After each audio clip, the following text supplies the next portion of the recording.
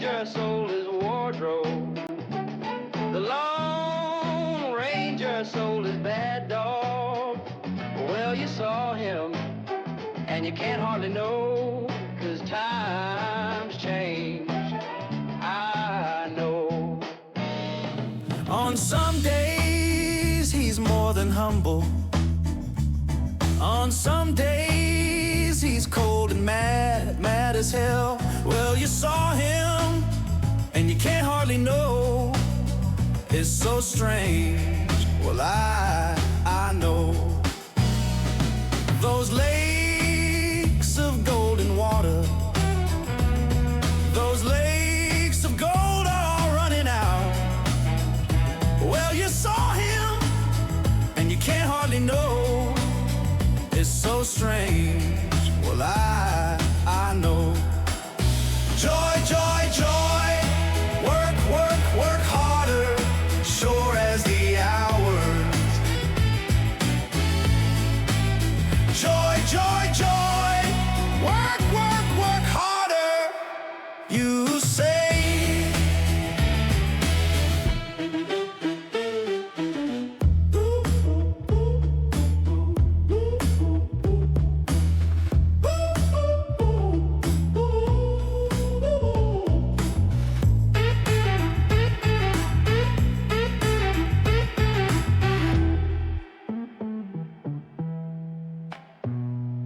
On some days he's more than humble. On some days he's cold and mad, mad as hell. Well, you saw him, and you can't hardly know. It's so strange. Well, I know. Those lakes of golden water, those lakes of gold are all running out. Well, you saw him, and you can't hardly know. It's so strange. Well, I know. Joy, joy, joy. Work, work, work harder, sure as the hours.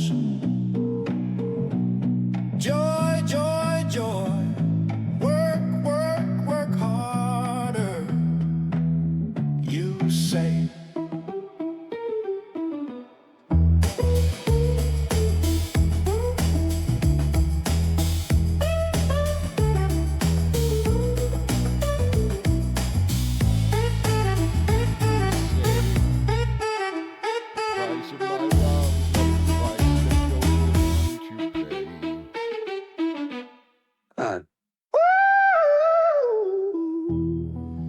Joy, joy, joy. Work, work, work harder, sure as the hours. Joy, joy, joy. Work, work, work harder, you say.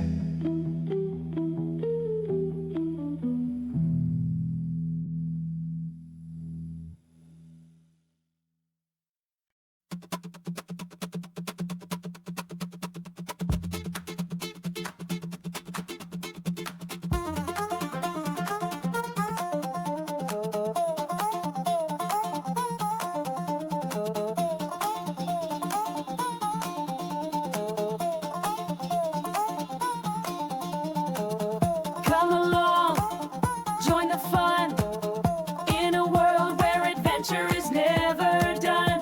Every corner we turn, a new friend in tow. It's time to start the magic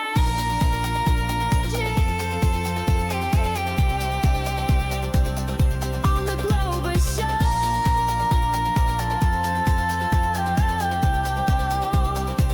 It's time to learn and grow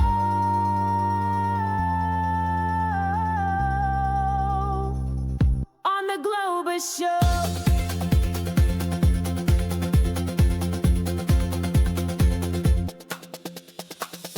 See the sights, so much to know. Across the lands, together we go. Hand in hand we join the flow. Discover wonders in the Globus Show, where every day's a brand new episode.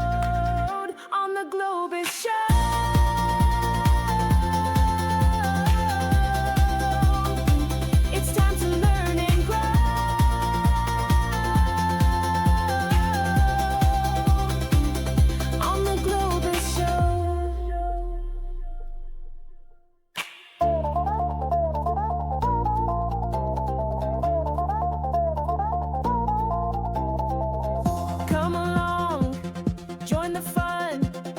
In a world where adventure is never done, every corner we turn, a new friend in tow. It's time to start the magic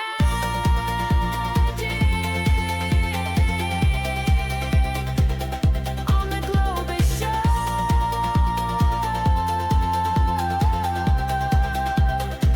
It's time to learn and grow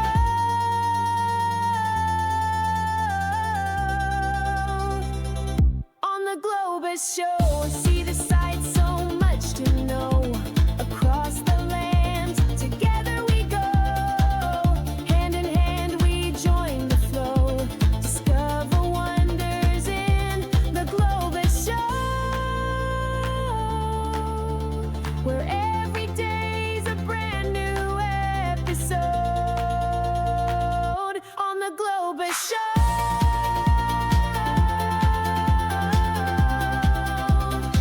It's time to learn and grow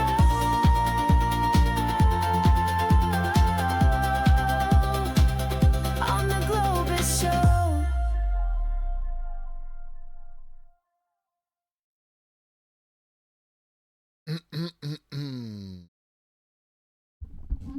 What up, what up, what up, what up, what up?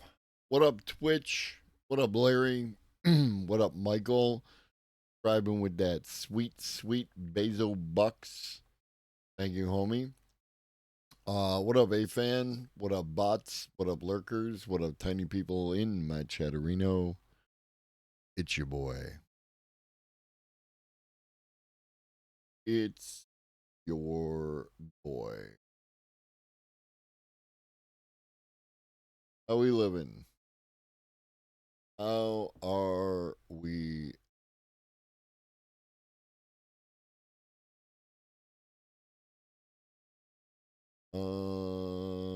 Yeah.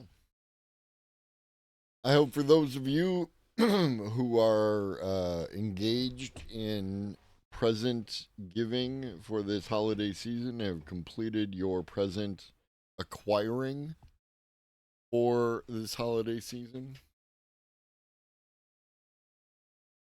That is helpful at this point in time. It's a little late in the game to be still trying to get your shit together. For those of you who aren't, I respect it. Especially if you are creating gifts for people, shopping locally, any of these types of things.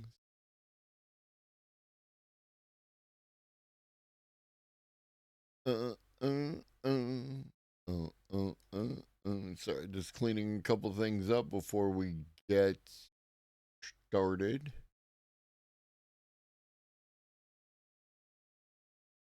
Yeah. It's about all I got. My job is still jobbing. My life is still lifing. And we will have a stream tomorrow because tomorrow I work during the day.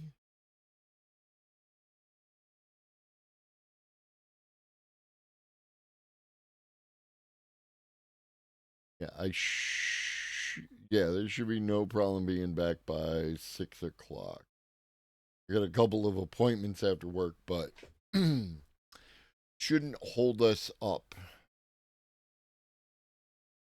What up, Maddie? Don't. So yeah. I guess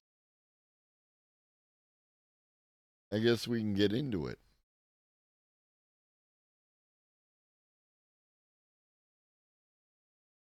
Google unveils Gemini 3 Flash AI model focused on speed and cost. It's news, kids. Intelligence built for speed at a fraction of the cost. Now, it prioritizes. Start over. We do have some breaking news on Google, and for that, we're going to go to Deirdre Bosa. Hey, Dee. Hey, good morning, Carl. So Google just announcing its latest AI model called Gemini 3 Flash. Quote, front. Gemini is my weapon of choice.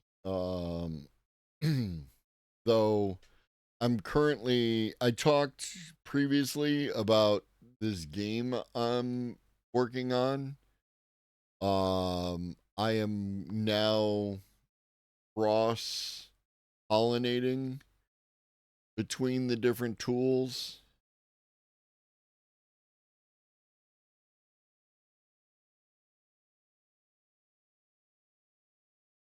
Oh, listen.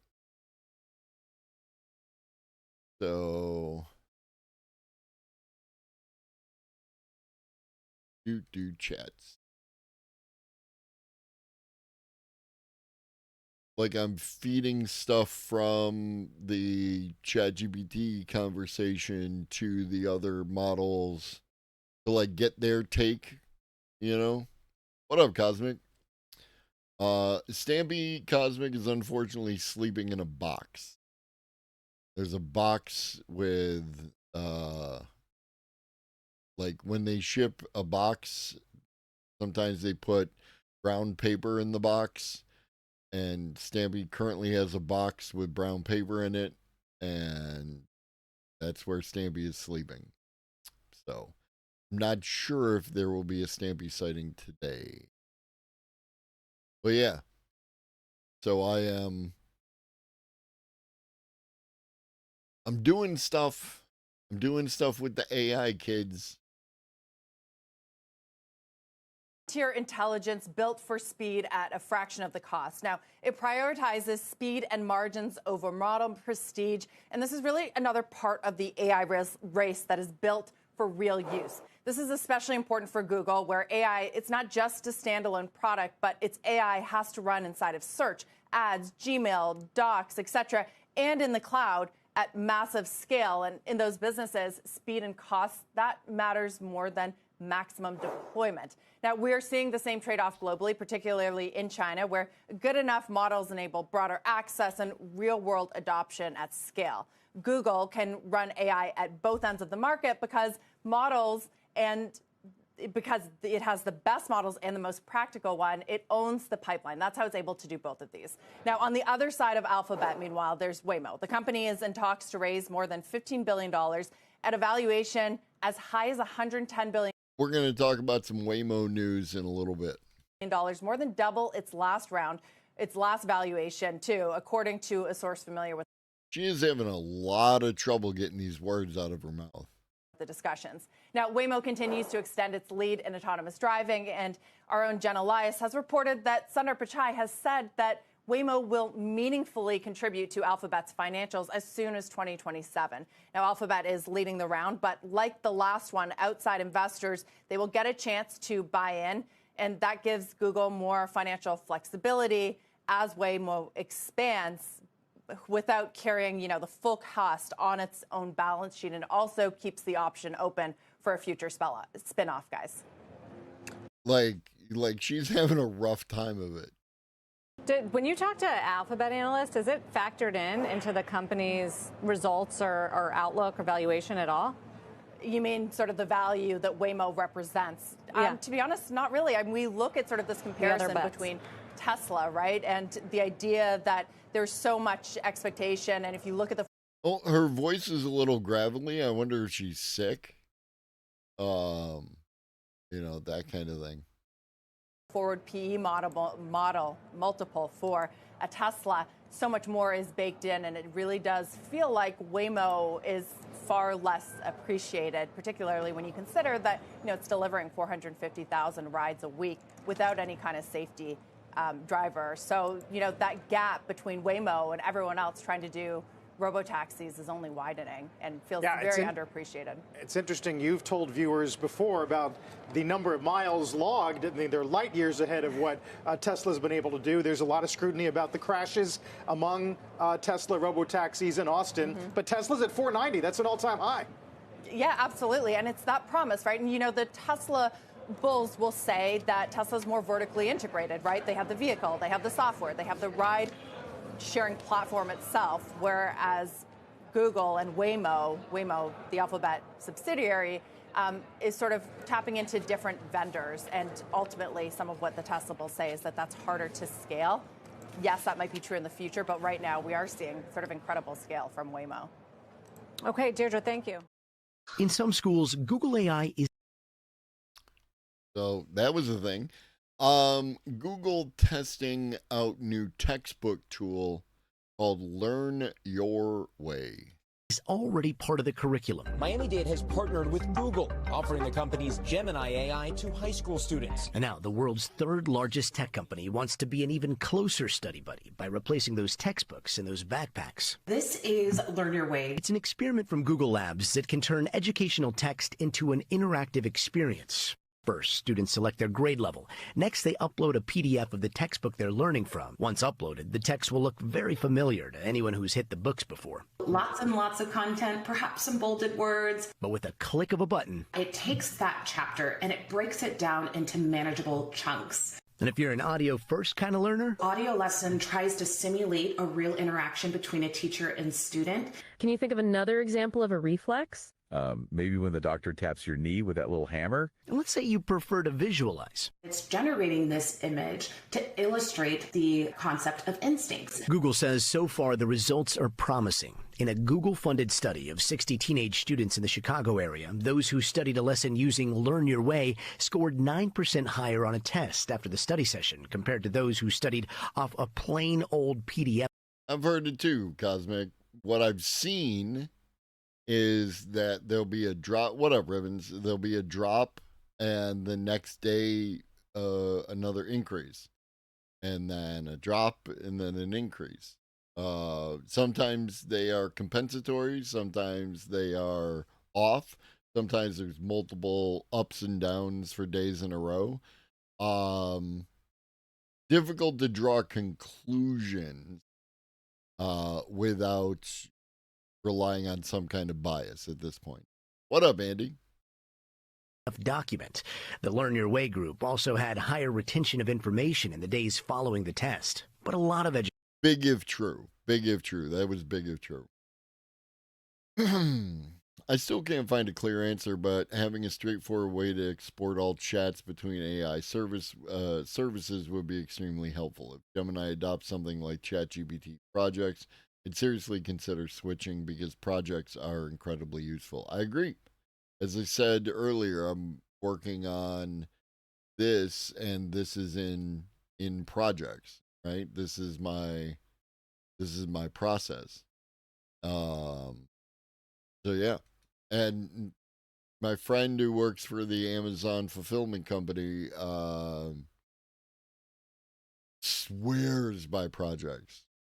Educators are skeptical of AI in their classrooms. A study published in October by the nonprofit Center for Democracy and Technology found more than 70% of teachers say they worry that AI weakens key skill sets like reading and critical thinking. Then there are the issues raised in uploading books and documents. Are there any copyright concerns when it comes to maybe fuck them turning textbooks that are intellectual property into PDFs and then uploading it to your servers? We really try to make sure for the purposes of the demo that we have which big players, Cosmic? Materials and chapters that are open sourced and easily accessible by all. And Google says that with any generative content, there is always the possibility of hallucination. For now, it's still an experiment that anyone can take part in, with a lot of the features being rolled into Gemini and Google Classroom. As for the future of those heavy textbooks, the textbooks aren't going away anytime soon. We still need them. This is just to augment students and make sure that they can learn in new and in exciting ways. We thank you for watching, and remember, stay updated on Zuckerberg's got a problem, right? Zuckerberg's got a problem.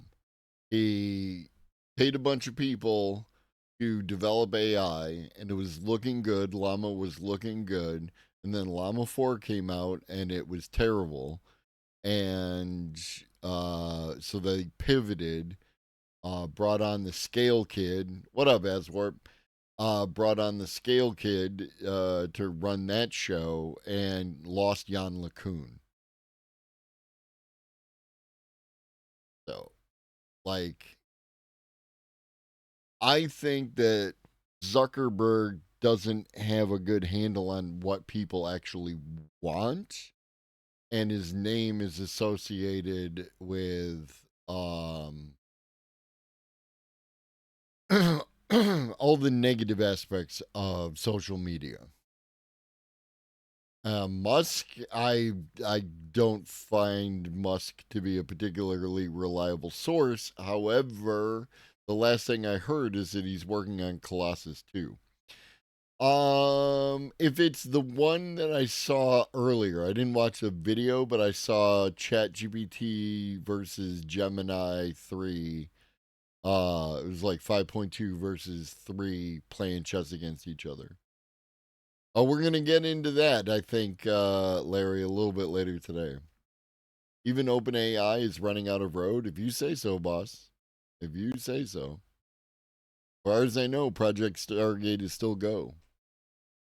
All right. Let's talk about Waymo. 2025 is the year that the robotaxi went mainstream. Waymo announcing today it's now operating on freeways in San Francisco, and Phoenix, and Los Angeles, plus an expansion of its service. No, I didn't watch it. I saw that it existed, but I didn't actually watch it as Warp. So you've watched it before I have. I just know that it exists. I'm sure it's interesting, but I need to focus on the content that I end up with for stream. You know, because there's a lot of content and only so much time in the world. Fucking linear time. Areas. Amazon is officially entering the robotaxi race, and that's because their company Zoox is launching their service to the public for the first time ever here in Las Vegas. Tesla robotaxis are finally live, but in reality, they're still in demo mode. They only operate during the day in good weather in limited areas with a human monitor riding up front in the passenger seat. In the US, Alphabet's Waymo leads the pack by far. In May, the company said it had already provided over 10 million fully autonomous paid rides. And Waymo investor Tiger Global estimates that the company is now providing 450,000 rides per week. The service operates in the San Francisco Bay Area, Phoenix, and Los Angeles, where riders I do enjoy living in the future. I do enjoy living in the future. can hail a ride through Waymo's own app. And in Austin and Atlanta, Waymo's partnered with Uber to offer robotaxi rides exclusively through the ride-hailing app. In November, Waymo started taking passengers on freeway routes in San Francisco, Los Angeles, and Phoenix, marking an important milestone for the company and making certain trips quicker for passengers. Next year, Waymo plans to expand the commercial autonomous taxi service to a number of US cities, and it's also testing in London and Tokyo. Oh, shit. Amazon-owned Zoox is still pretty far behind Waymo, but they have made progress, taking passengers who are members of the general public, not just employees. While it is not yet charging for the service, Zoox is aiming to start charging next year. In November, Zoox started allowing select San Francisco users to hail its driverless shuttles, which are custom-built vehicles nicknamed toasters.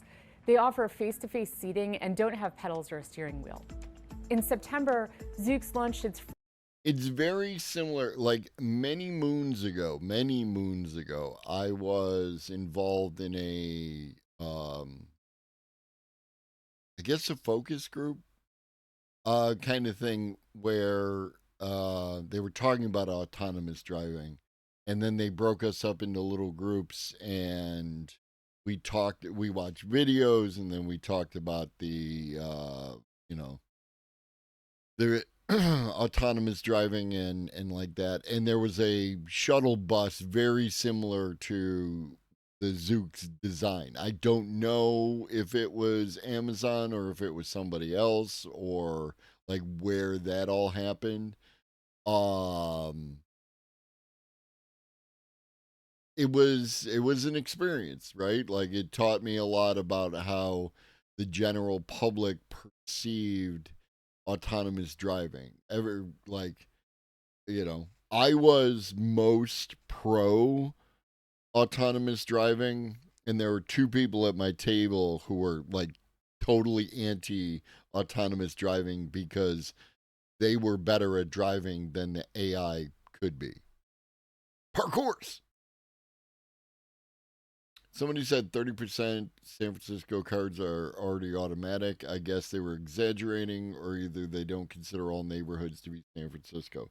I mean, automatic, like, what are we talking about? Like, no.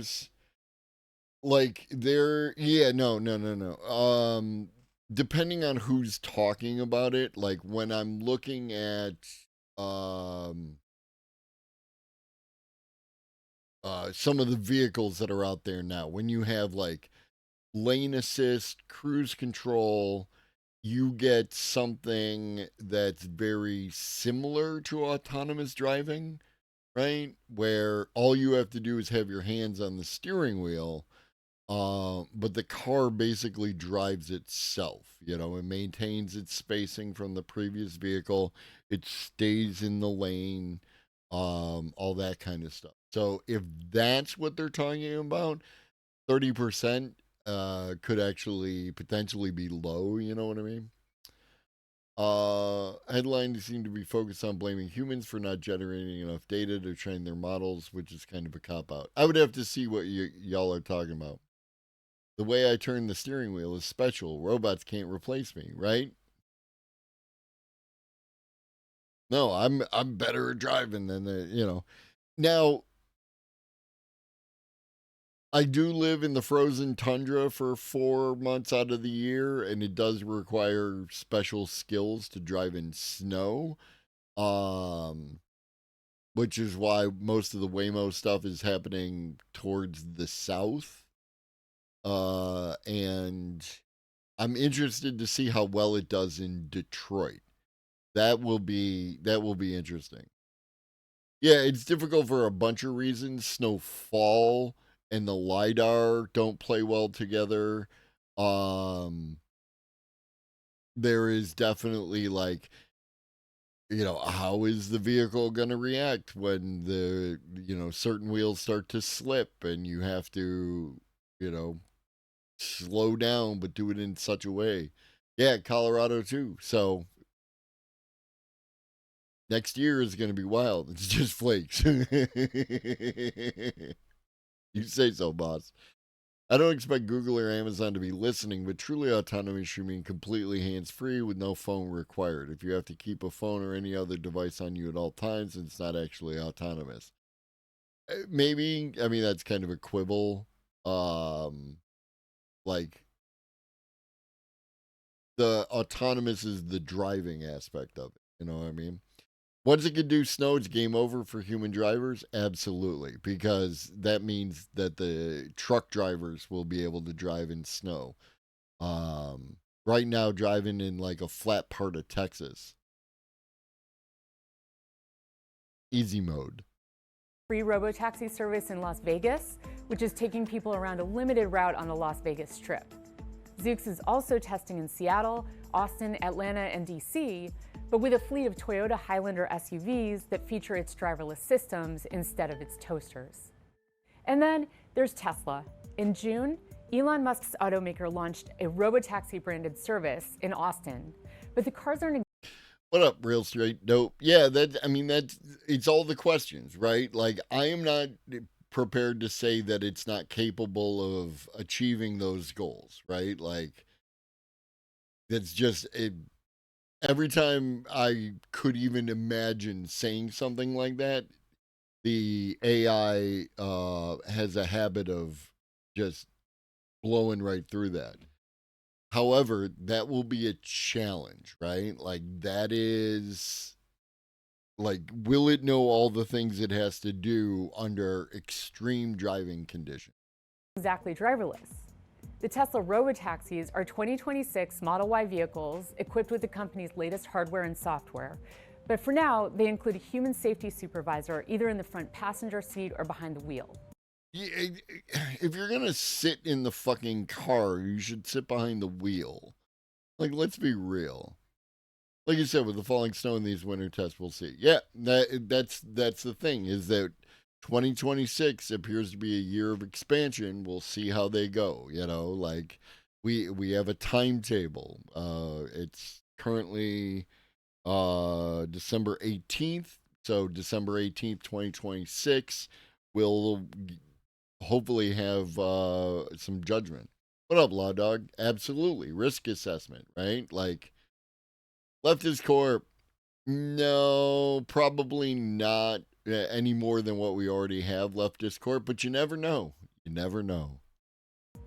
Elon Musk says this might change soon, but he's been promising Tesla vehicles are just about ready to be upgraded to self-driving robotaxis for about a decade. We are expecting to have no safety drivers in at least in large parts of Austin by the end of this year. 18 months tops. This week, a Tesla exec shared a post on X showing a Tesla Model Y robotaxi apparently driving on public roads in Austin without any people on board. And Musk said that driverless testing in Austin is now underway. Tesla has also launched a ride-hailing service in the San Francisco Bay Area, which has a human safety driver in the driver's seat, but the company... Yeah, that every time the idea of snow coming up, like people driving in snow comes up. A few years ago, we got hit by this, massive snowfall. Now I'm driving a Toyota Tacoma with knobby tires and 4-wheel drive. So I'm cool, right? Like, I'm super cool. And I'm also like, I drive like a grandpa, so I'm like super patient and everything. But the guy ahead of me keeps like accelerating, and then as soon as the car starts to fucking wiggle, they just like stop, right? Like, and so it's just spurting down. And I'm just like, please, just find some place to pull off and wait until it's over. Doesn't have permits required in California to operate an AV service here. Unlike competitors Waymo and Zoox, whose vehicles use a combination of radar, LiDAR, and cameras to navigate, Tesla's rely mostly on cameras. After Tesla started its pilot service in Austin, the company...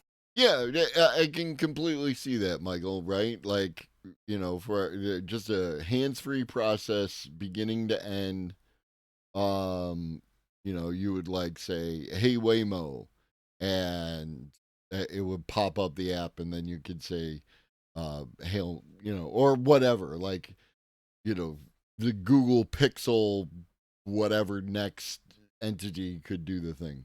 What up, Ben? Give us a self-driving like in that Will Smith robot movie. Yes.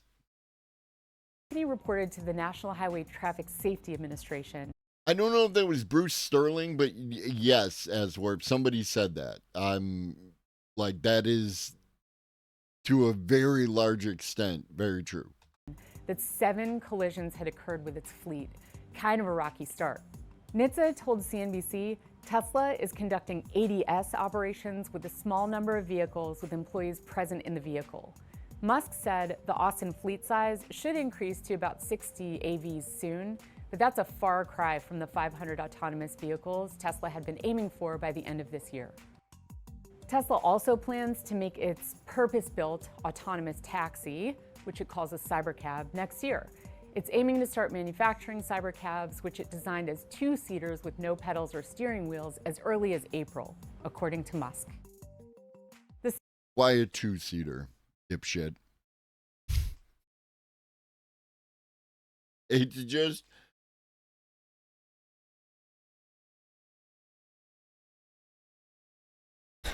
Four-door sedan. Elon, my guy. 4-door sedan. Right? That way 2 couples could go out on a date, right? That way a small group of friends can go to the club. That kind by making it 2-seater, you're just carving off a huge chunk of people. Imagine, Aswarp, imagine. And one of the advantages of Buffalo is the amazing amount of green space and old growth trees that exist within the city, right? What's Leftist Corp? What's the it's the something Parks, not Oswald Park, something like that, some name like that. There's a system of parks throughout the city and a tremendous amount of green space within the city. And old growth trees. Now, sometimes those trees fall down and crush cars, but generally speaking, they're nice to have. San Francisco Bay Area can sometimes feel like a high-tech petri dish for autonomous vehicles and robotaxi services, so we went to check out what Tesla and Waymo are offering. I'm here at the Milpitas BART stop, and I'm waiting on a Tesla robotaxi to take me to San Jose International Airport. A ride is available, but it's going to take 30 minutes to get here. I better buckle up. Hi, here we go. I really appreciate it. Hi. Olmsted. It's the Olmsted Park System. That's what it is. So yeah. A lot of parks. There's a little lake in the city of Buffalo off Delaware Park that you can take little boats on and shit like that. The Tesla Robotaxi is it's like a pilot service, so they're not charging very much. I think the app said it was like $10 or something. Well, we're arriving at the airport without incident. The Robotaxi ride, was uneventful. So I guess that's what you want on your way to the airport during rush hour, right? I would say anytime. You want your car ride to be uneventful. For preference.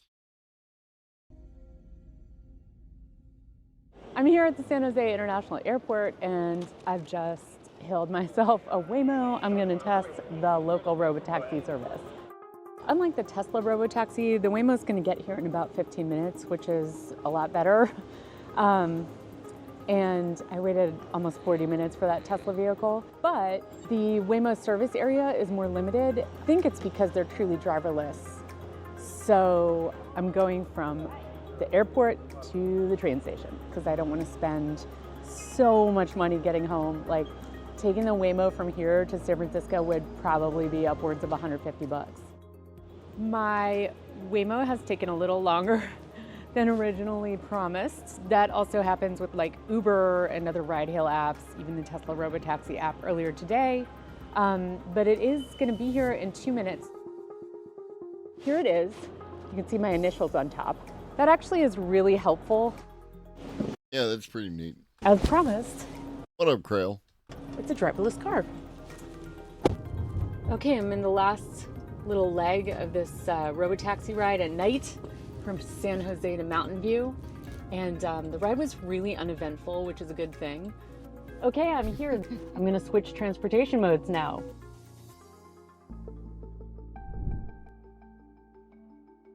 A number of startups are also still working on robotaxi development. Just to name a couple, you have Nuro partnering with the EV maker Lucid and May Mobility partnering with Lyft.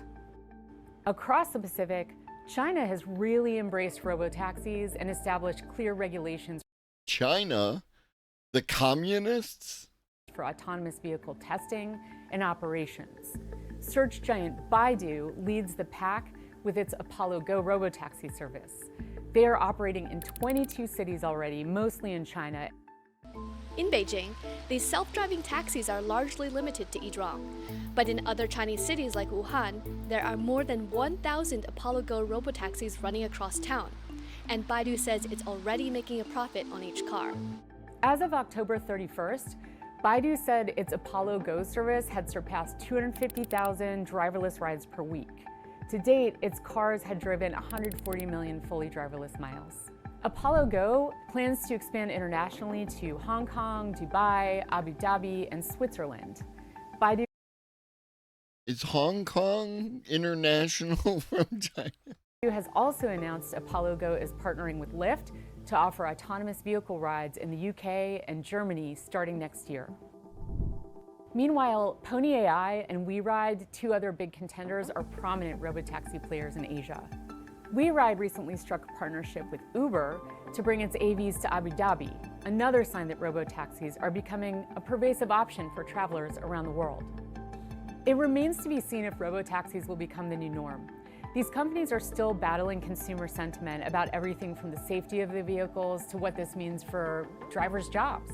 But this year, companies certainly showed there's real demand and a real business to grow from what used to be kind of fledgling driverless services.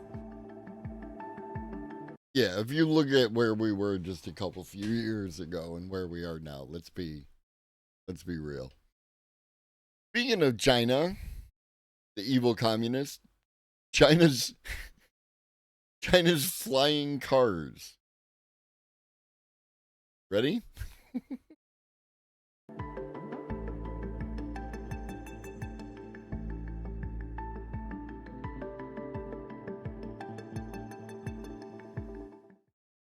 For most people, the idea of getting around on a flying... You came in hot.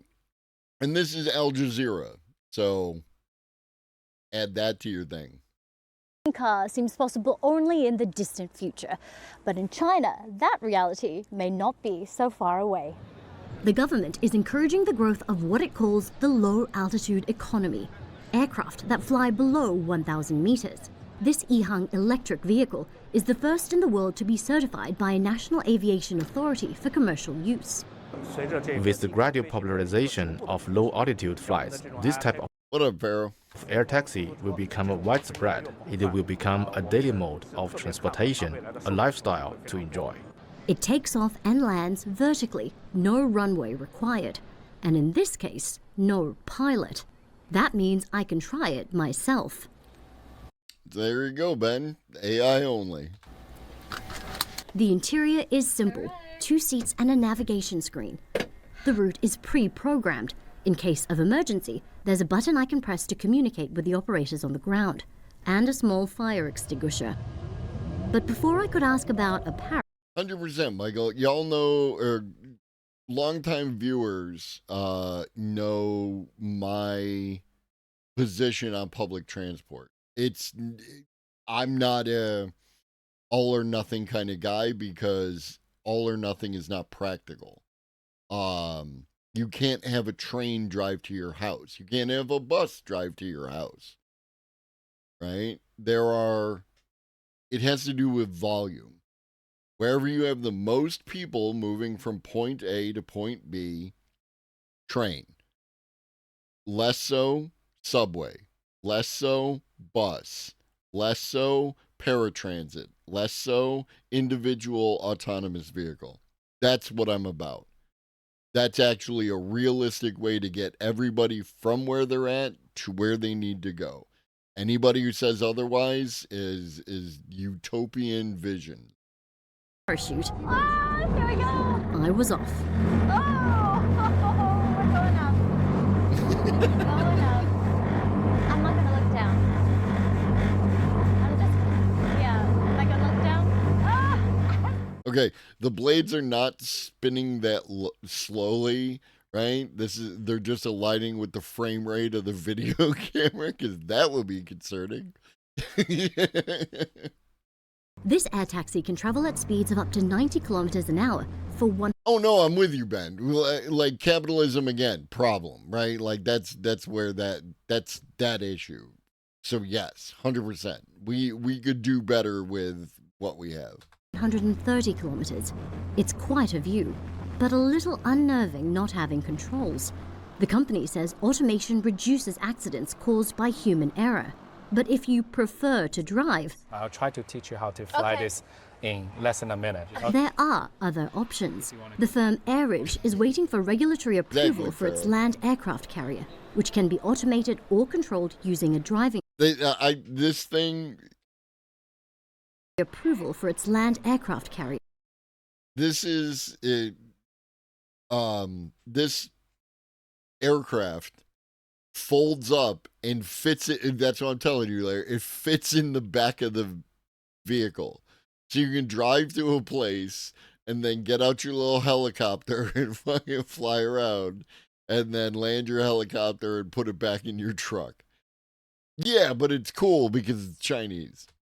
Which can be automated or controlled using... You can, but that's tremendously inefficient, Michael. It's tremendously inefficient. You would have to have buses travel down every single street, sometimes going a long distance with a large, energy usage for a single passenger, and that doesn't work, right?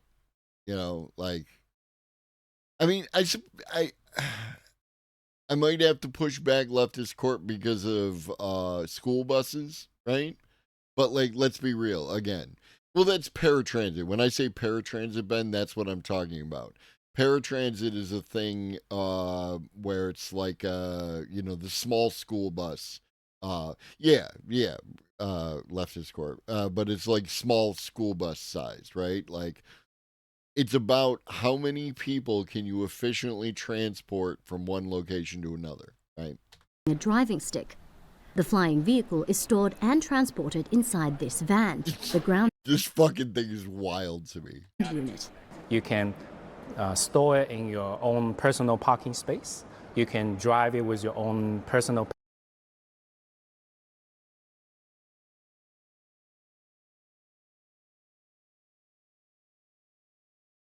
China van with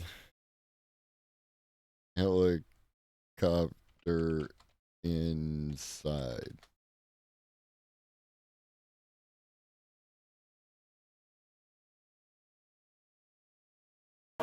Today we witnessed an historical moment as just behind me is XPeng Aerod's prototype of modular flying car, whose deliveries will kick off already next year. The cutting-edge van will fully accommodate the two-passenger eVTOL in its rear. So when it's time to switch to flying mode, it will be at your disposal. You can travel over 1,000 kilometers in the car and you'll get plenty of time in the modular flying car. Aerot has just revealed a modular flying vehicle, providing a revolutionary solution not only in the field of 2D, but also 3D transportation. It consists of two components, the ground module and the air module, which can autonomously detach and reconnect. The air module sits in the rear of the vehicle, so when there's a need, it can show off in suitable environments, for example, to fly over congestion, obstacles, rivers, and more. The air module can be guided either manually or autonomously. In manual mode, the drone will be controlled using a gear lever like on the eVTOL flying car. XPeng ensures owners will master the lever in less than a day, so there's no need to learn to fly before enjoying the flying experience on your own. The ground module is equipped with a range-extended electric propulsion system, which generates electricity from fuel, so there's no need to worry about the flying range of the air module as it can be followed by the vehicle and continuously receive a charge.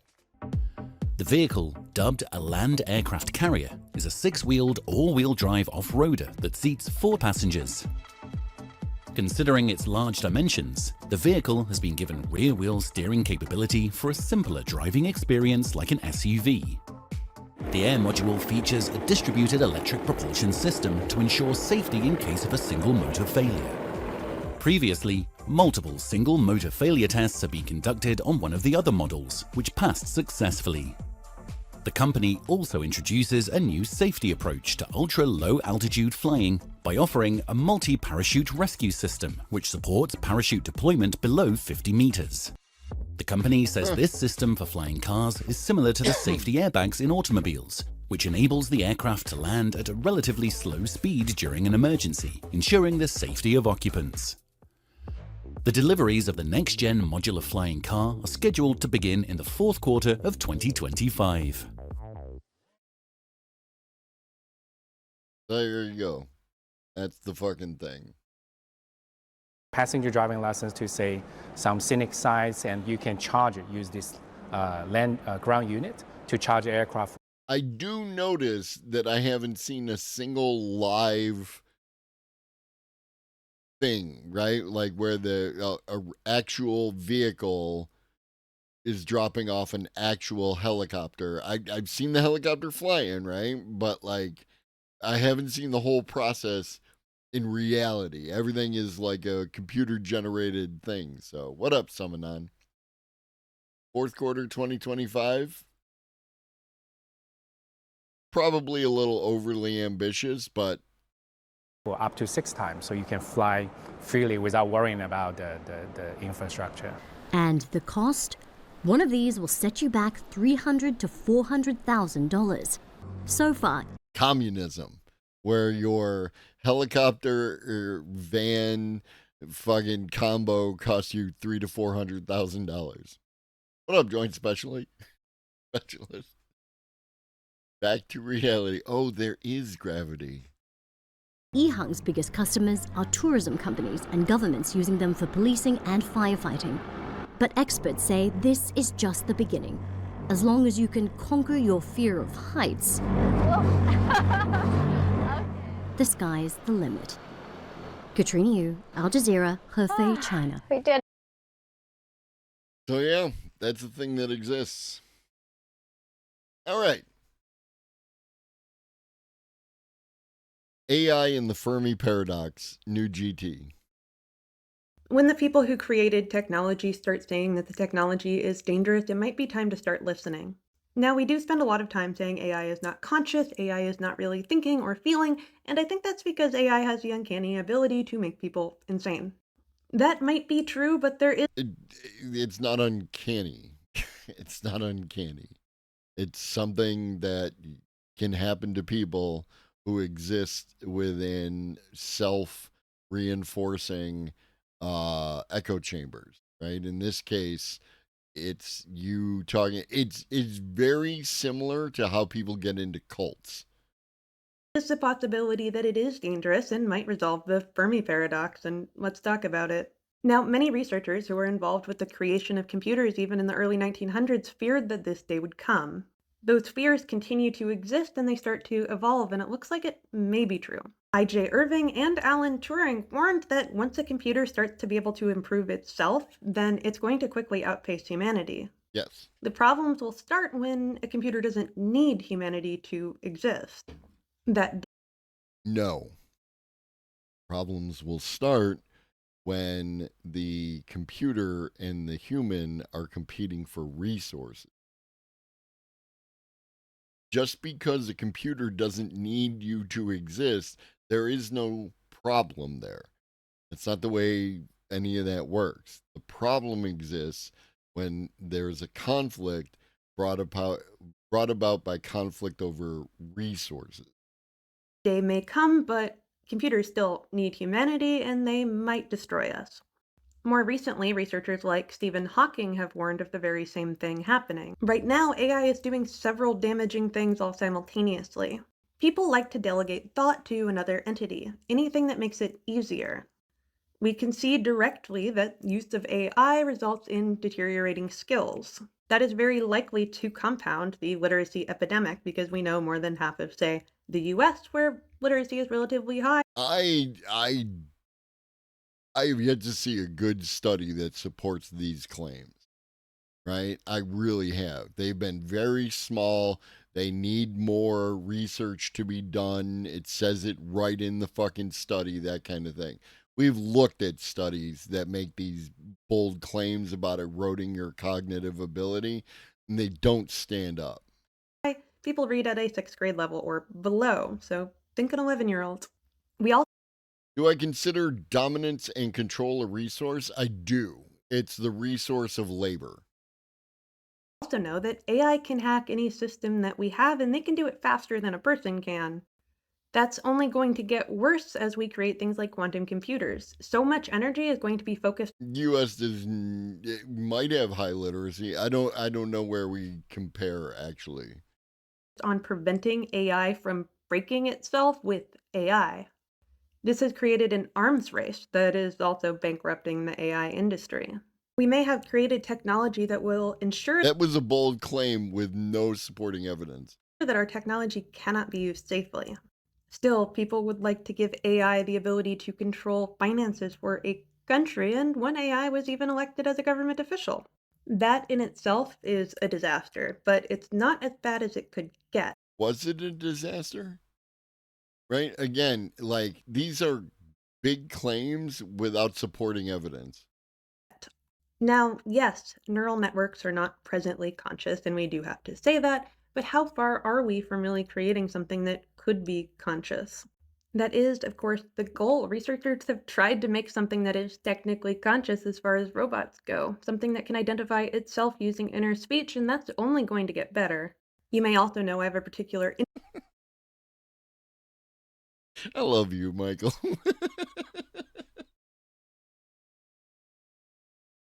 How realistic and far off are quantum chips? Still got a ways to go. interest in making something that looks very much like a human body. We can create synthetic neurons. Those neurons could be fashioned into a synthetic nervous system, and if we can do that, we could make a synthetic brain. I do think it's very likely that if robots reached consciousness, they would want to determine what is the greatest threat, and they might look at us. But what about AI? What about Rocco's basilisk? Is that a possibility? No. No, probably not exactly the way it's been No, not at all. Rocco's Basilisk is Pascal's wager for nerds. imagined in online forums. Light chips are far more likely. I haven't seen any more development on that front, though, Cosmic. I'm wondering if there are challenges that we're not aware of.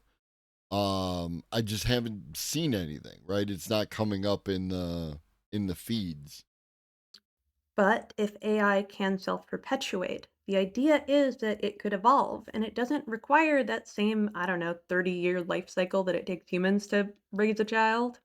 No, it could do it instantaneously. And that has been the great fear, that if it could self-correct, if it could change itself, that might end up outdoing humanity's intelligence. And that very well could be an answer to the Fermi paradox.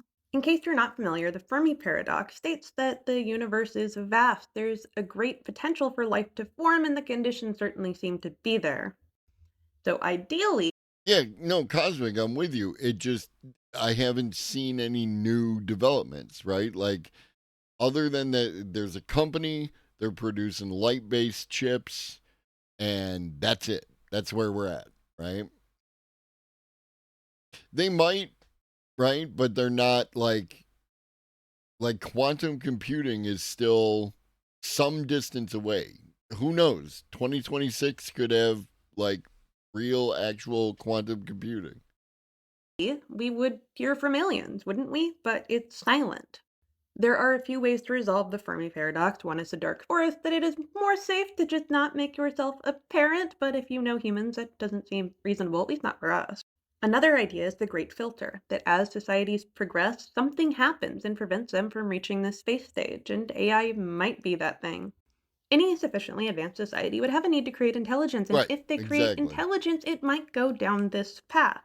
That intelligence would self-perpetuate, and eventually it could crash the entire system, and there's many ways that that could happen.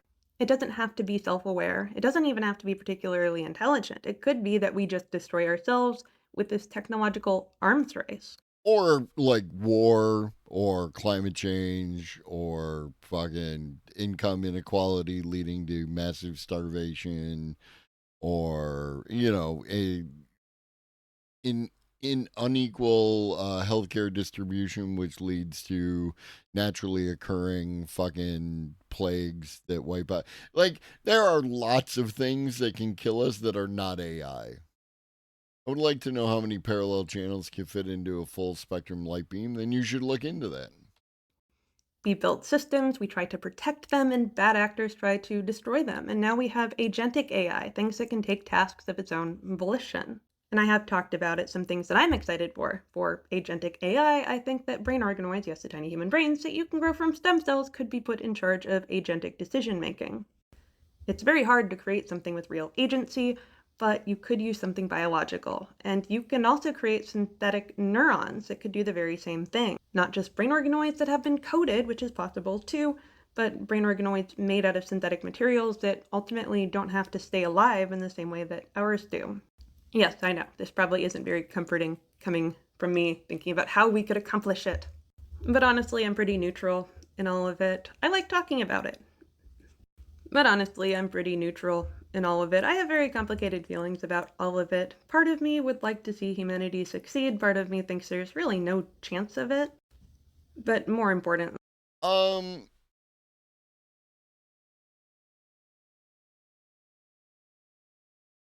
I don't know, Aswarp. I'm honestly of the opinion that when it comes to any sort of chip scarcity, a lot of that has to do with the lack of infrastructure to support that, right? There's a major bottleneck that exists because there are very few fabs that can operate on a particular level, and those fabs are trending towards the people who pay the most money, right? If there were more fabs, then we could have more chips for consumers.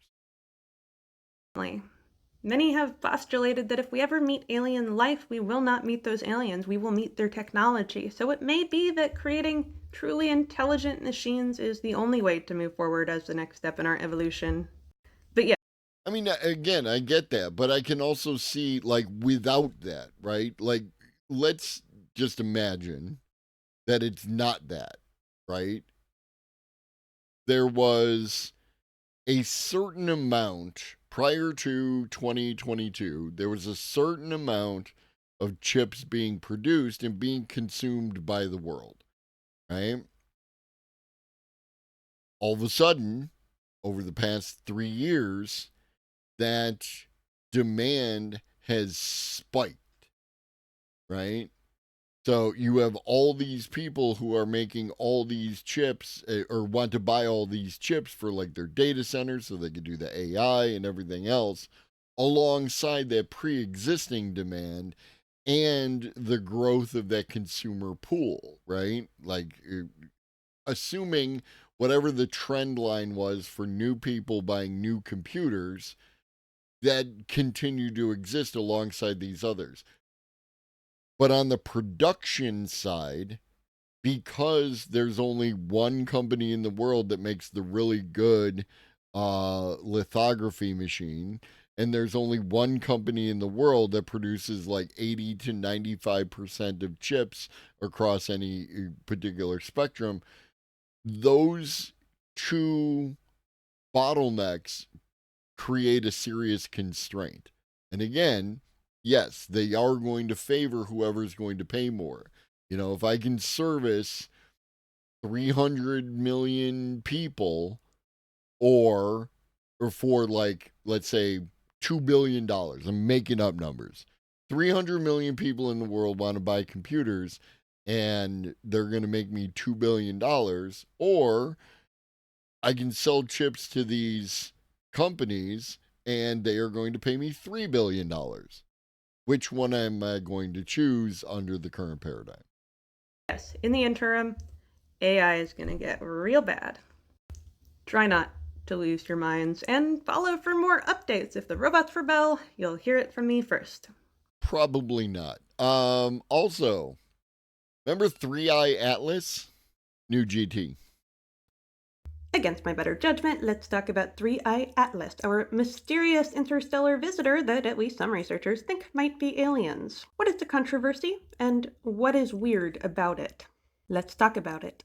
You guys may have seen this in the news or even with your own small telescope because you can see it in our night sky until April. This comet behaves like none that we've ever seen before. Some of it seems to violate what we know about physics of interstellar objects. And yes, it came from another solar system, not ours. Sometimes we have rocks just floating around our solar system that occasionally make their way by. No, this one is from elsewhere. There are many reasons why this thing is unusual and might even be reasonable to consider the possibility of aliens. I'm not going to say it is, but I think it's unreasonable to just say no, absolutely not. But we try to find better explanations.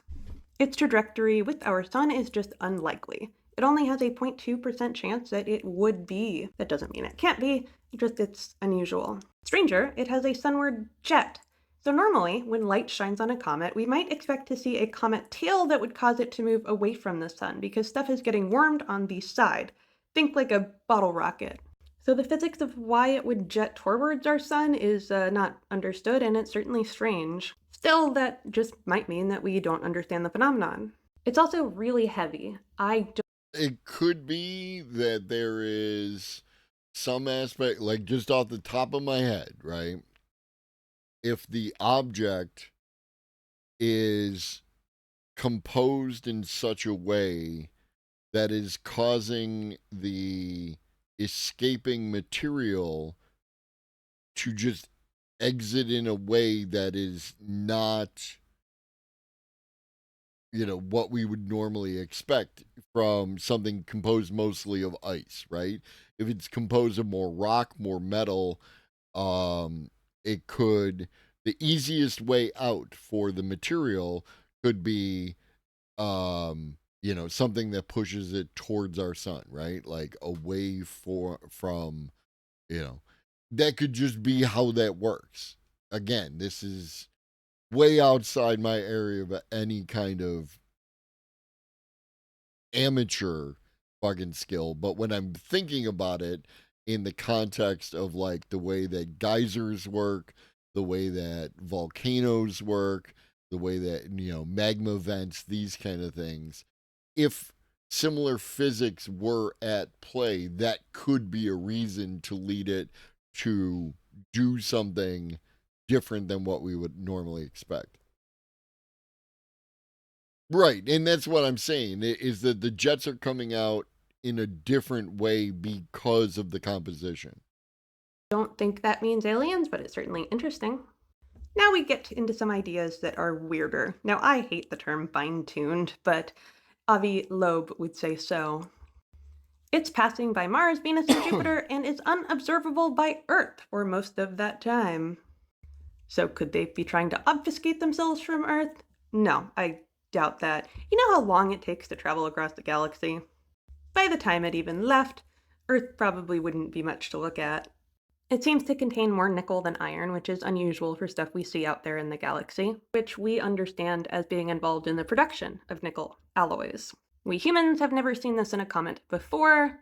The gas plume also contains 4% water by mass, but it does contain water, and that's something that we often see. Now it's also from the direction of a radio signal that we found. That doesn't mean aliens. I mean, lots of solar stuff can cause radio signals. We didn't invent it, we harnessed a property that already existed. And some people think that the jets that it has are just a little bit too orderly. Maintaining orientation over millions of miles is not something that we would necessarily expect from some rock flying out there in space that has gases coming off of it. So yes, it's an all-around weird little object we've found. Could it be aliens? I mean, the worst case scenario that I heard as, a possibility for this object is that, yes, it actually is aliens and they're all dead.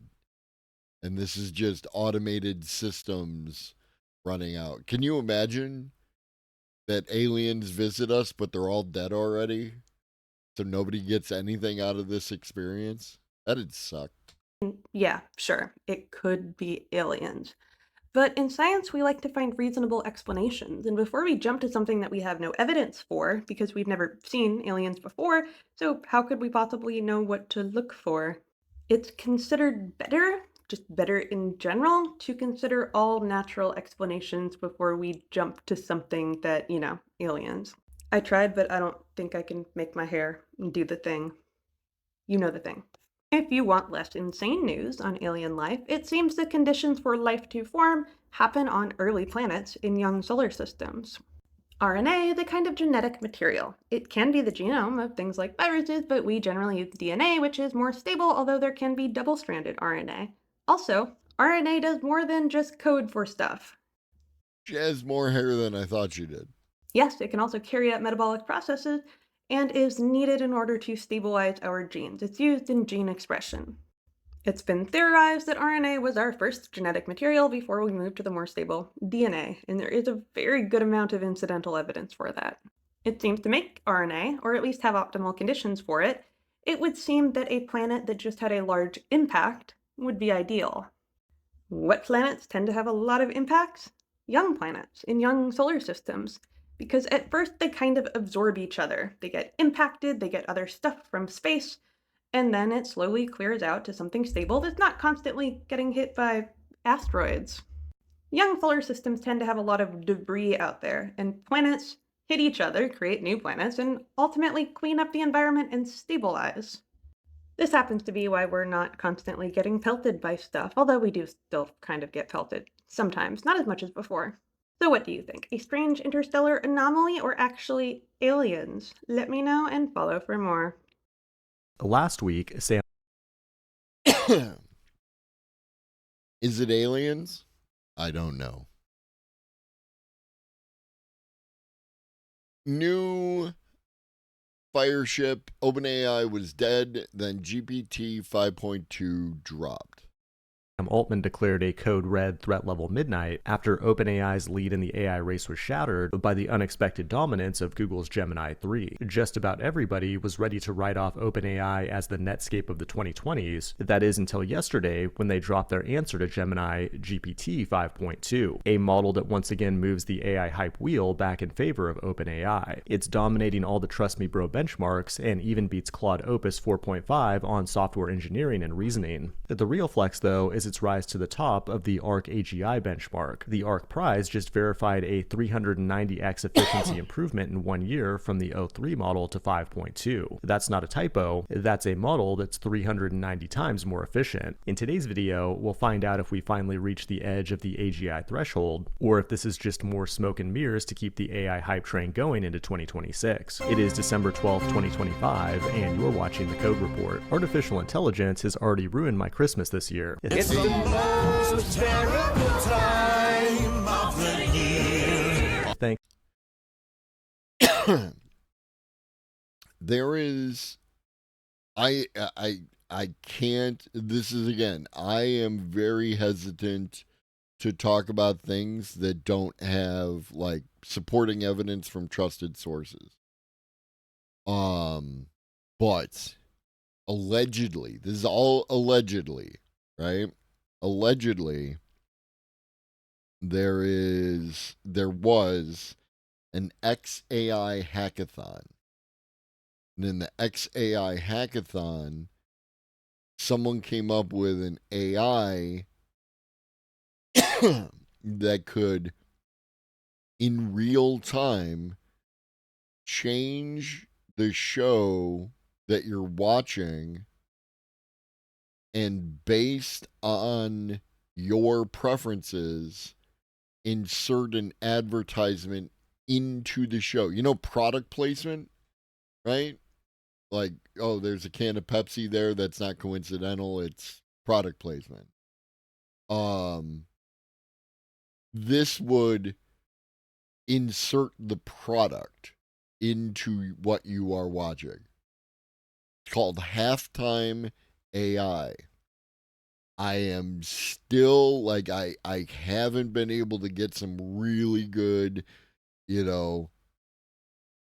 solid evidence that this thing is a thing that exists and everything else.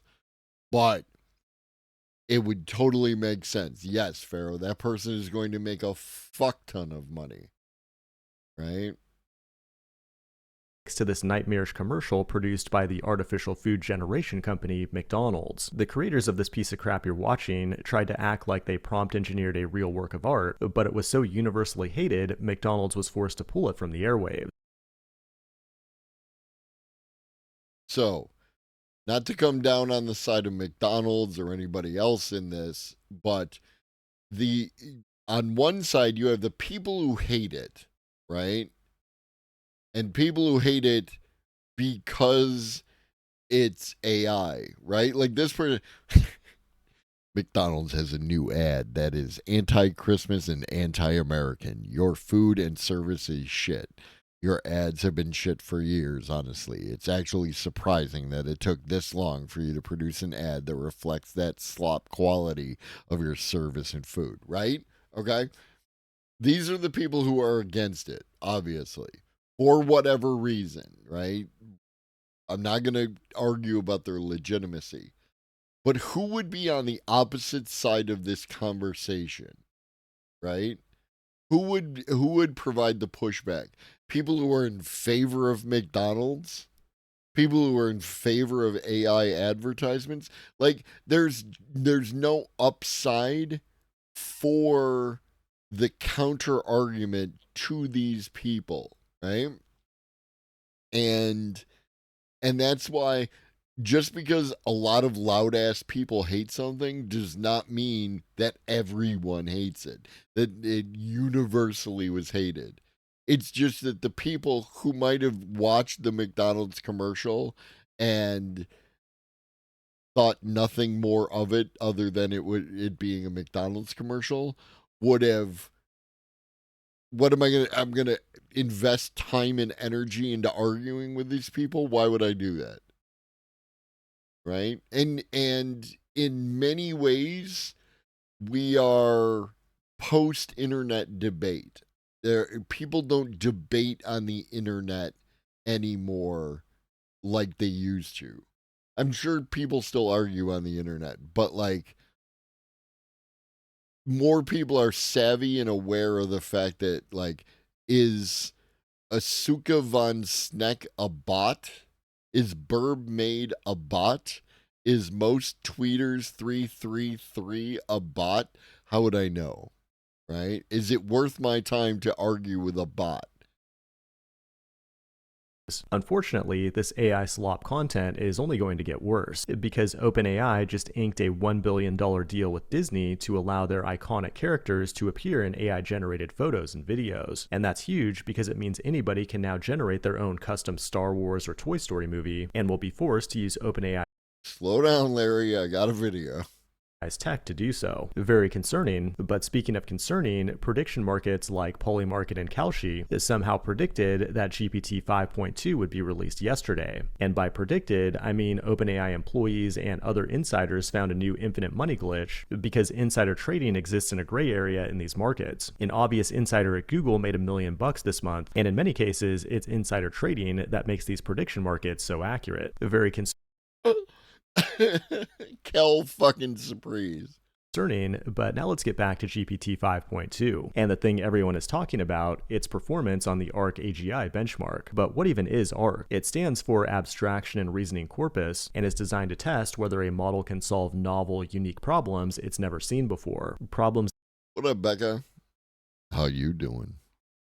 That require pure reasoning instead of memorization. The problems are intentionally weird low data puzzles where brute force pattern matching fails. Regular humans can usually solve them after a few examples. What's weird though is most AI models completely faceplant. The important takeaway is that a model that scores well on ARC has the ability to generalize, instead of just acting like an autocomplete on steroids. And that's why OpenAI flexing on this chart is a much bigger deal than many of the other Trust Me Bro benchmarks. But for the average LLM user, it's becoming harder and harder to evaluate each new release. Like ChatGPT 5.2 is also supposedly much better at coding than before, and is supposed to have far fewer hallucinations, but I'm not sure I can even tell a difference. I'm happily using it to generate Svelte 5 code with an MCP server, but what I'm more concerned about is deploying my code somewhere reliable, like Railway, the sponsor of today's video. It's a cloud platform that lets— Well done, sir. Well done. Well done. Gonna turn you down though, because I don't know what Railway is and I don't particularly care. You instantly host production-ready deployments and manage your entire yeah. infrastructure stack in one place. So instead of fighting with mystery again, I don't. You can spin up isolated environments in one click that will scale automatically. You really have to look at these kind of things in the context of what they exist. What is a thing in and of itself? And no one's going to get out there and defend Microsoft or McDonald's or Coke's use of AI for a commercial. There's no incentive to do so. There's no win there. $20 in credits when you upgrade. This has been the Code Report. Thanks for watching, and I will see you in the next one. Yeah, I'm not sure, Ribbons. I am not sure. Everyone I know who does any kind of coding uses Cursor. So, and I assume they're using Anthropic's models. Up next, new rational animations. In some of our previous videos, we've discussed how advanced AI systems are difficult to align with human values. Such rogue AIs, if sufficiently capable, would be extremely hard to keep under control and could cause immense destruction. But scenarios where AI goes rogue are not the only ways that AI can be dangerous. Widespread societal-scale threats are emerging right now. These threats come not from agentic superintelligences, but from the malicious use of AI and from accidents. While these risks can sound less dramatic than rogue superintelligences, they're still serious, and some of them can still lead to human extinction or permanent human disempowerment. The arguments here are those are two completely different things, right? Human disempowerment is not the same as human extinction in a way, shape, or form. Yeah, it's possible that some future AI overlord could remove the vast majority of my autonomy and my agency as it exists on a daily basis and limit my actions across the board. But I live under capitalism in America, so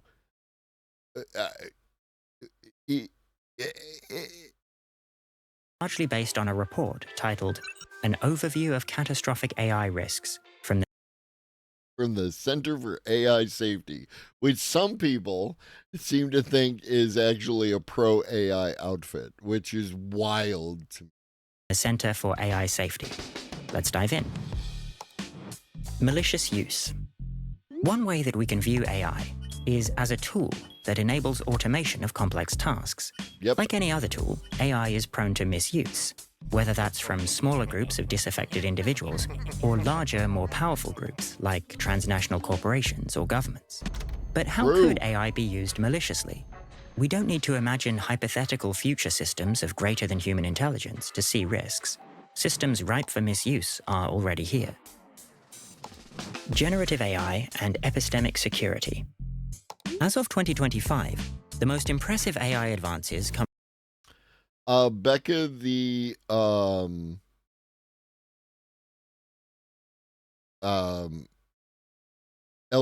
emote doesn't work in this chat. Sorry. But yeah, no, every so often I just have no response and I am rendered voiceless. From generative AI, which includes systems such as GPT-5, Suno, and Sora. Generative AI learns to produce new text, imagery, music, and just about whatever by learning to mimic patterns in the training data. Understood. Everyone does it. Vast amounts of content can be created and customized in mere minutes, but none of these generations have to be true. Malicious actors can flood our information.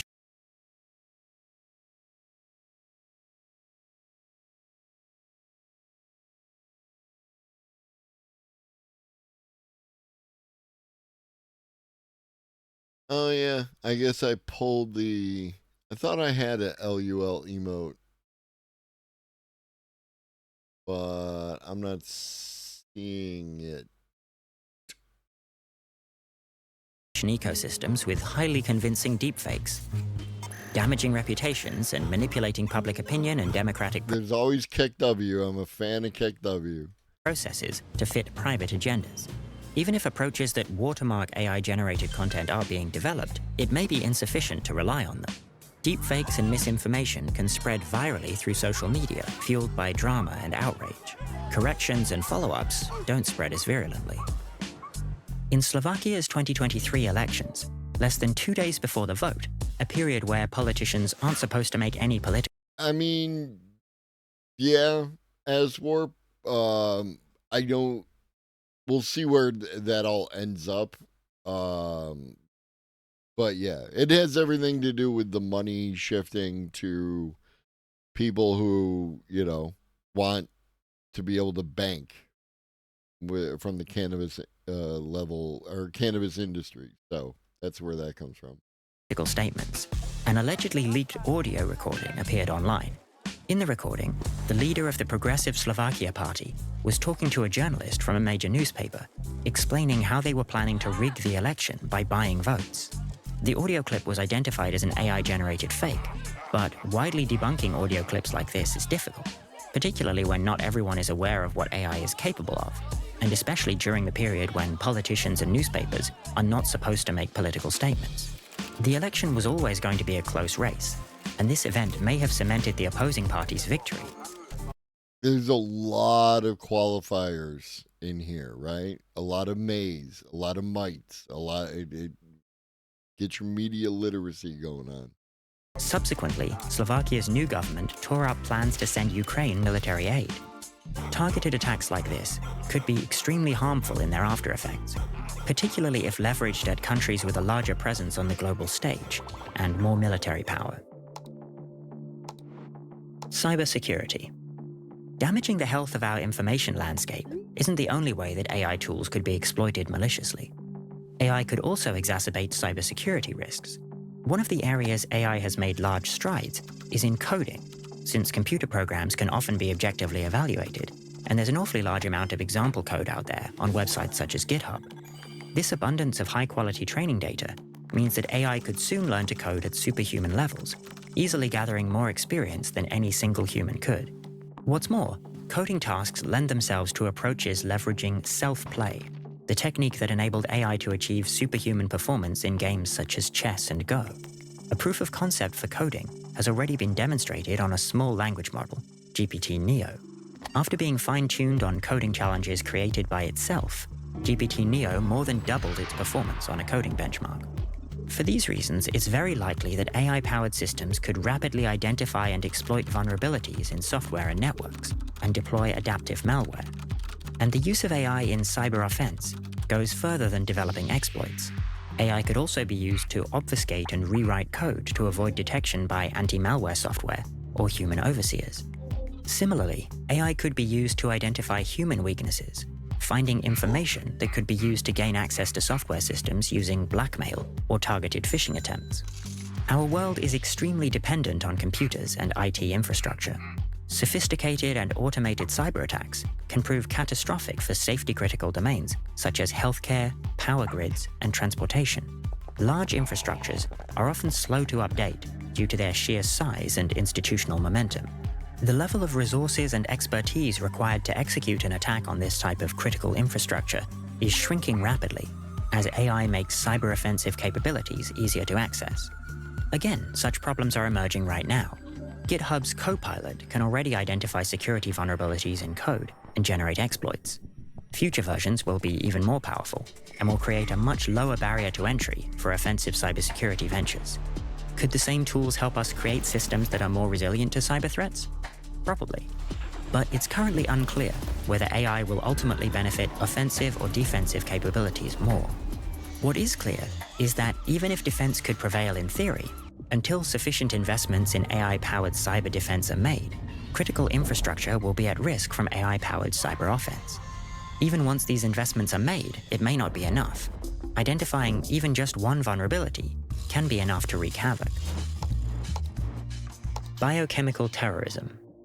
One of the more promising uses of AI has been in healthcare. I love this. Whether this is for more accurately predicting chemical interactions or for identifying candidate drugs that are more likely to be safe for humans, AI has become a key part of the pharmaceutical industry.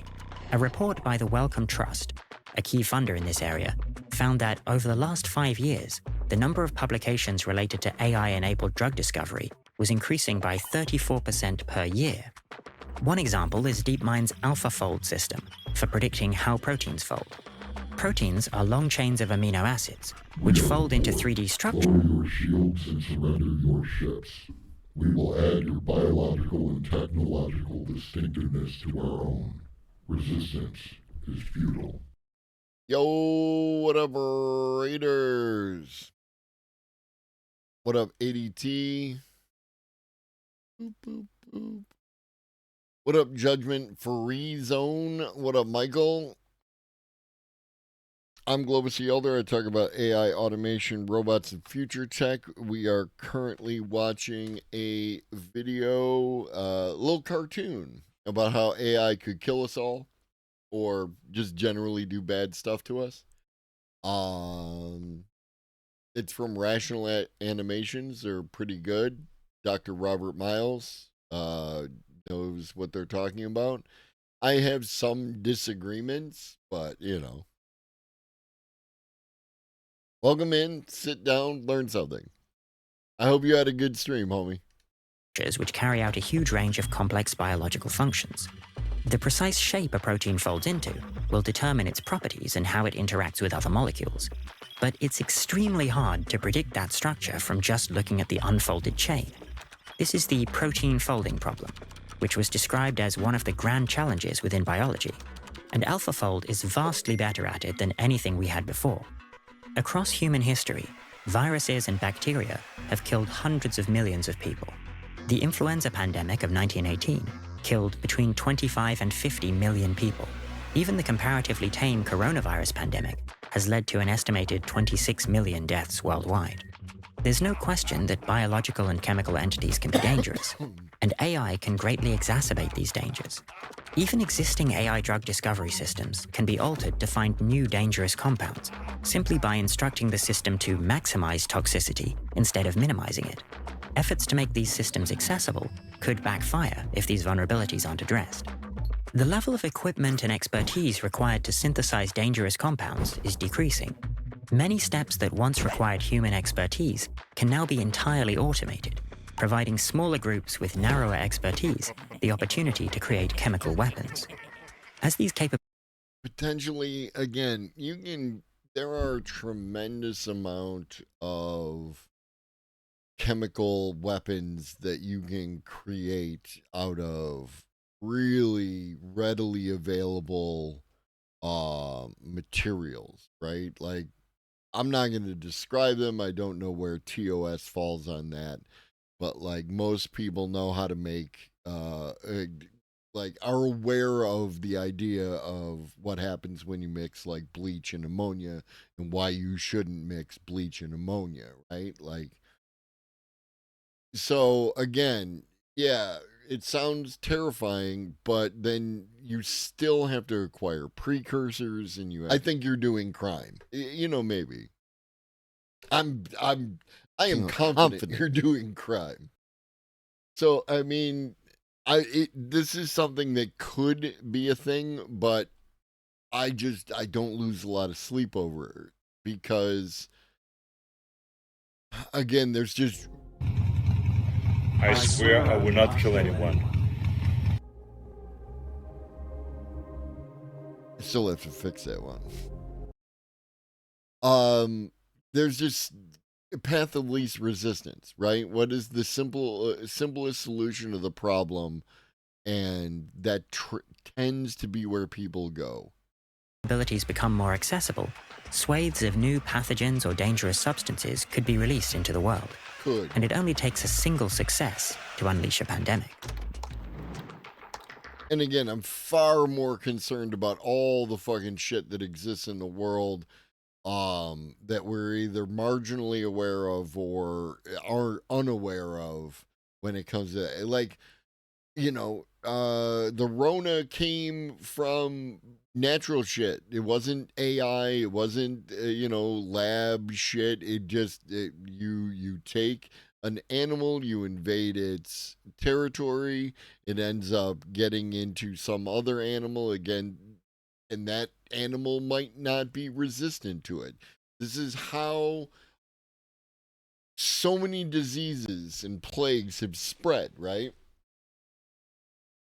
Yeah, maybe Krail. Like most of the plagues that you have ever heard of had to do with large concentrations of people in poor sanitary environments, in close proximity to animals, right? That's how that shit works. And then the fly spread it, or the flea spread it, or the mosquito spread it, or any number of other things like that. These things already exist. I'm just not worried about biochemical terrorism. Power concentration. Now this. Misuse of advanced AI systems can be more subtle. Even seemingly good applications of AI can backfire if they benefit only certain members of society. Governments... Yeah, like, remember back, if you will, to the early days of the pandemic, and there would be people talking about don't touch your face, and then they would touch their face on TV, on the fucking news, people touching their face after telling you not to touch your face, right? A little itch on your face, and you just scratch it out of habit. Like, I'm just not. Could misuse AI systems to restrict who benefits from AI or to entrench their hold on power. This could even be done under the guise of preventing the misuse of AI systems through additional surveillance or the curtailing of civil liberties. Simply put, advances in AI make authoritarianism easier. This can be through facial recognition integrated into CCTV, monitoring and analyzing internet activity, or providing police with additional tools to suppress dissent. Freely available libraries, such as Deepface, can compare faces in real time against a dataset of individuals. This can be achieved with just a few lines of code, and also enables recognition of age, gender, race, and emotion.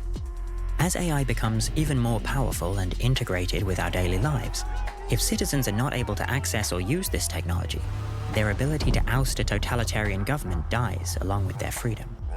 Similarly, I don't say dies. It becomes more challenging, as technology is always made.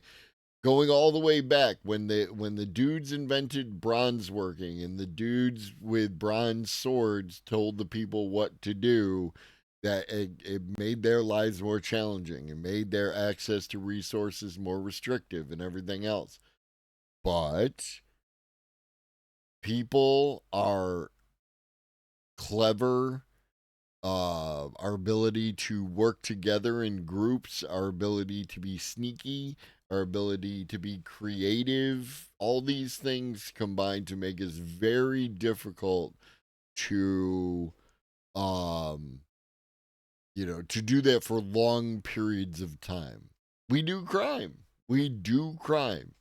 to this day.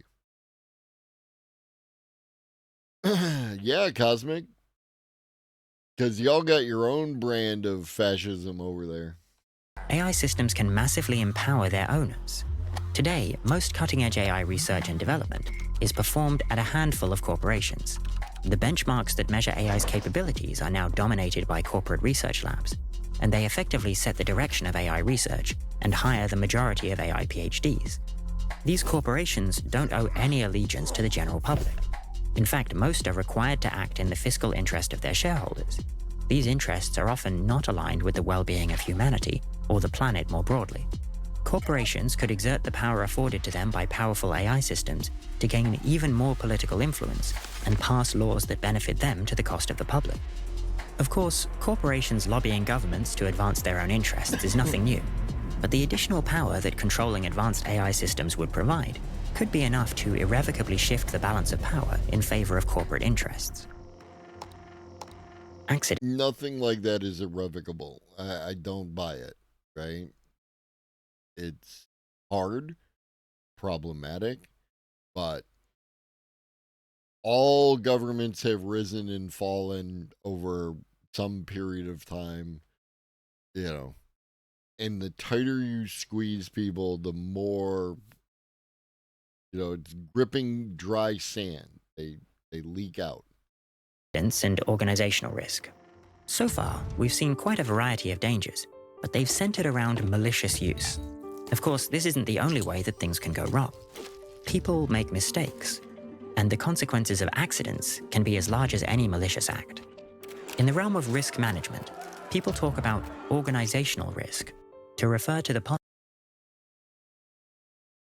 Larry, that's gross. That is fucking gross.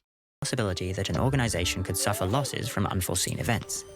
That sounds a lot like the word accident, but that word can make these unexpected events sound completely unavoidable, whereas a lot of the time, they arise from negligence and inadequate preparations or most accidents arise from negligence and inadequate preparation, right? Avoiding car accidents is something that people can do, right? Like there are speed limits and defensive driving and, driver training, all these kind of things, which can help to lower the risk of an accident.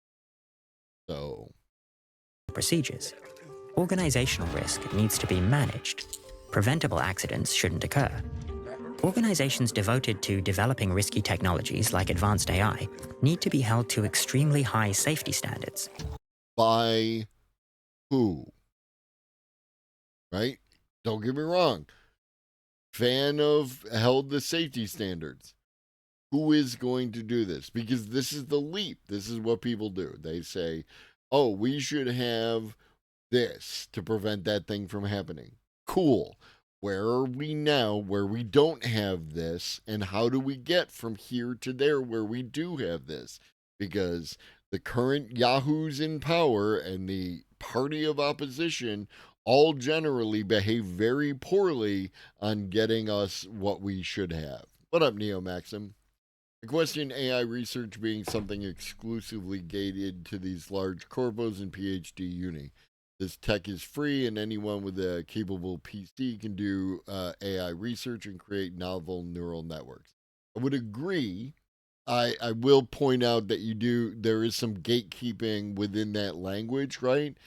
Capable PC indicates a certain amount of income or access to resources, those kind of things, which can restrict some people from accessing what you're talking about. And also, you have to, like, I have a somewhat capable PC. I'm here on the internet, on Twitch. At the same time, like, my time is split up generally from doing real life shit and going to work, so the idea of developing my own AI tool is like, I would have to have the passion to want to do something like that, and I don't. But generally speaking, I agree with what you're saying. Like, we should not acquiesce. We should not acquiesce to the large corpos and everyone else, right? Again, passionate individuals, creative individuals, all the things that I've been saying over the past, 15 minutes. And the onus should be on them to demonstrate that they have adequate protocols and procedures. And it's just whenever anybody says should, right?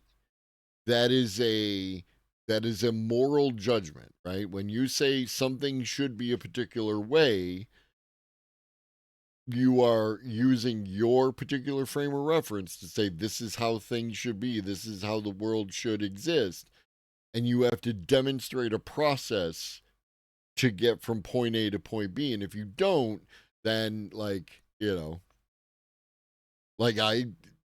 have my own processes, right? Like, where I don't necessarily have a point A to point B, to get us where I would like us to be when it comes to socioeconomic system and everything else, right? Huge fan of everyone eating, huge fan of everyone having houses. Don't have a particular plan to get from point A to point B. Right now, I have a certain amount of faith that AI is going to bring down capitalism through the corporations trying to make the best AI they can, and AI generally being incompatible with capitalism. However, many a slip twixt cup and lip. Is in place. So how can AI systems unexpectedly go wrong? Examples include unintentionally making an AI system public, for example, if the weights of a neural network are leaked online, programming errors, like accidentally flipping a sign when specifying a reward function, or even accidentally creating an AI system more capable than intended without suitable control protocols for that level of capability. These unexpected problems also include humanity simply not yet knowing about certain dangers. Think lead in water pipes or widespread use of asbestos before we understood the harms these materials can do.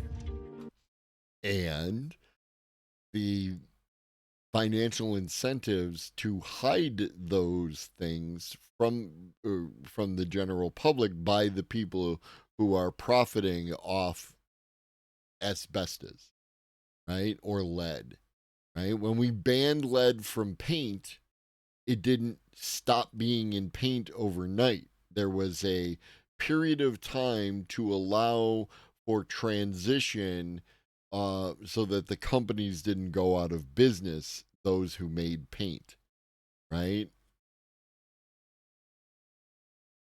The capitalism problem. It always is a capitalism problem.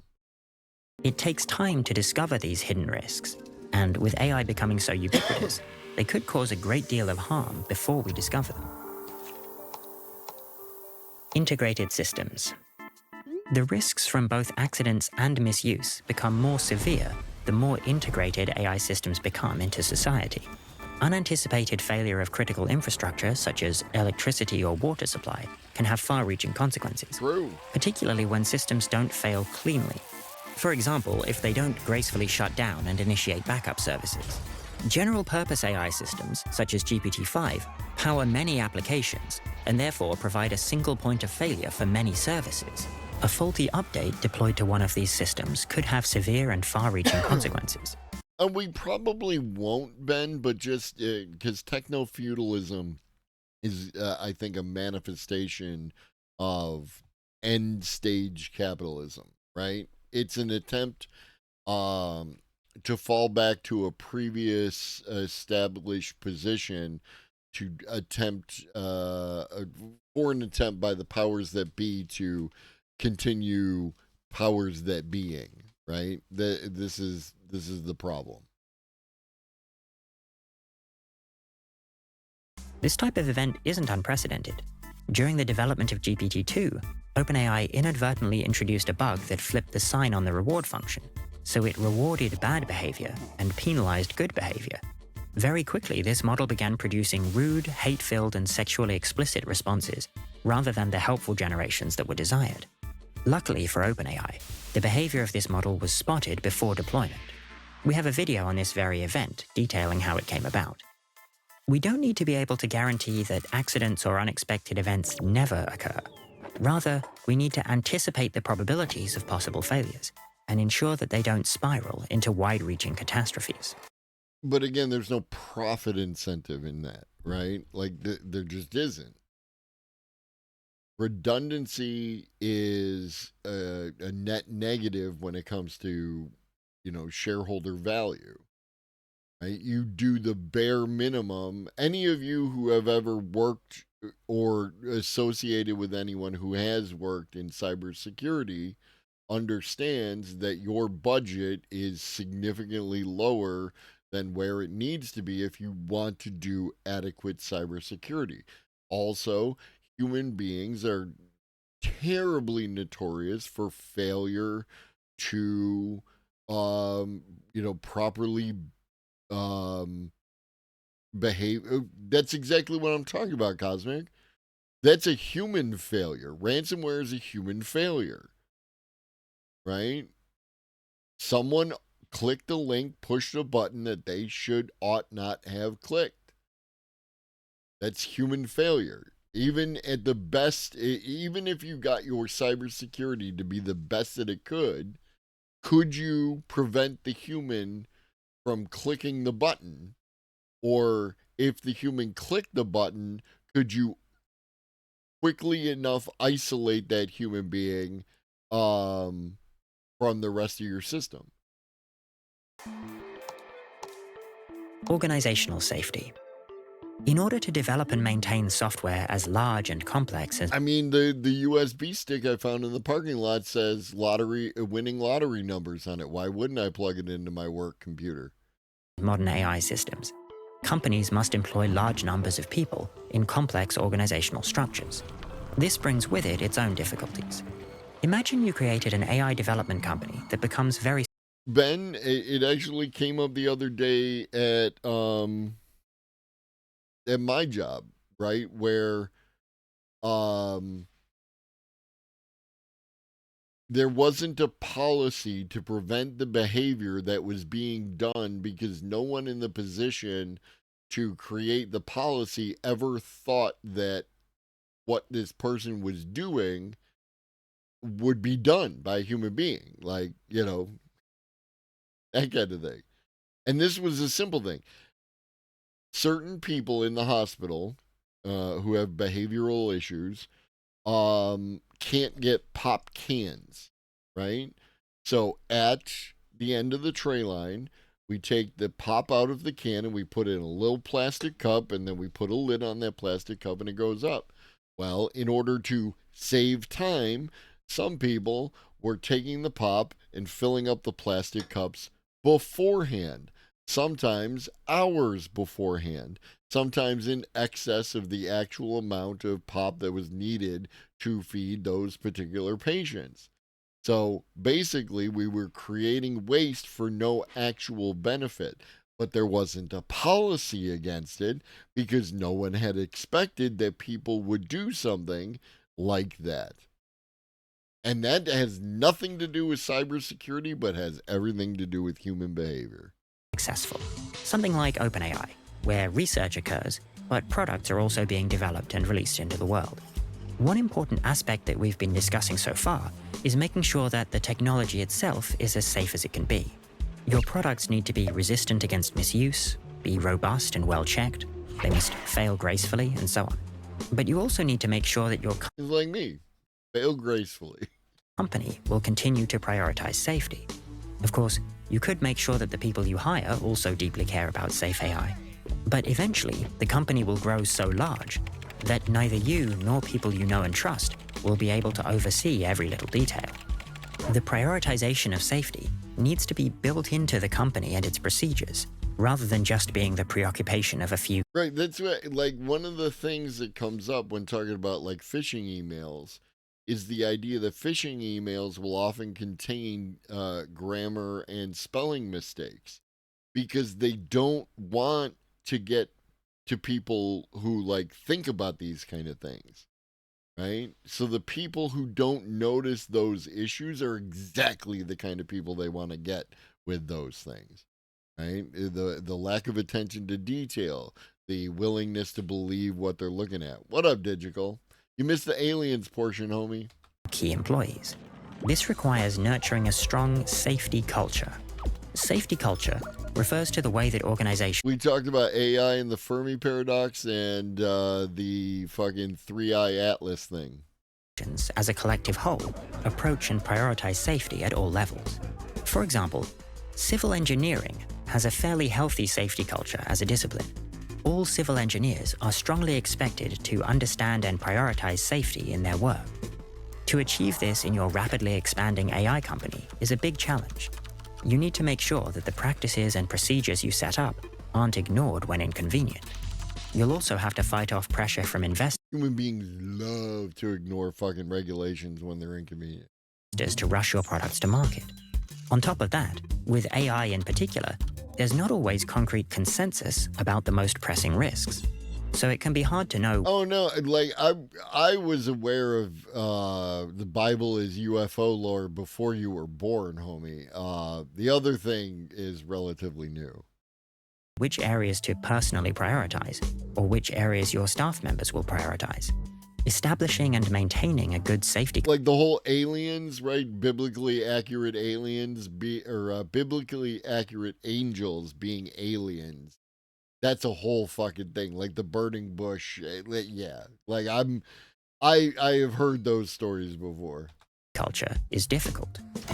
All procedures and approaches designed to ensure safety have strengths and weaknesses, but once they're layered together, they form a sort of Swiss cheese, where the weaknesses in one area of defense are hopefully covered by other areas. This can drastically reduce the probability of an accident occurring. It's these multiple layers of protection that are necessary for systems with potentially catastrophic consequences. I mean, going and doing psychoactives in a desert will definitely get you some sort of spiritual insights. You know what I mean? In this video, we looked at two primary AI risk drivers, misuse and organizational risk. These two categories together provide a really wide range of ways that AI could go wrong, ranging from misuse of biochemical weapons or subverting democracy to a simple bug cascading to a wide shutdown of critical. Again, they're worried about subverting democracy through AI, and I live in America. You know what I mean? It's like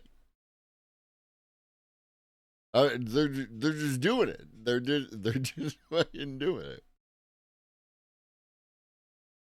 Societal infrastructure.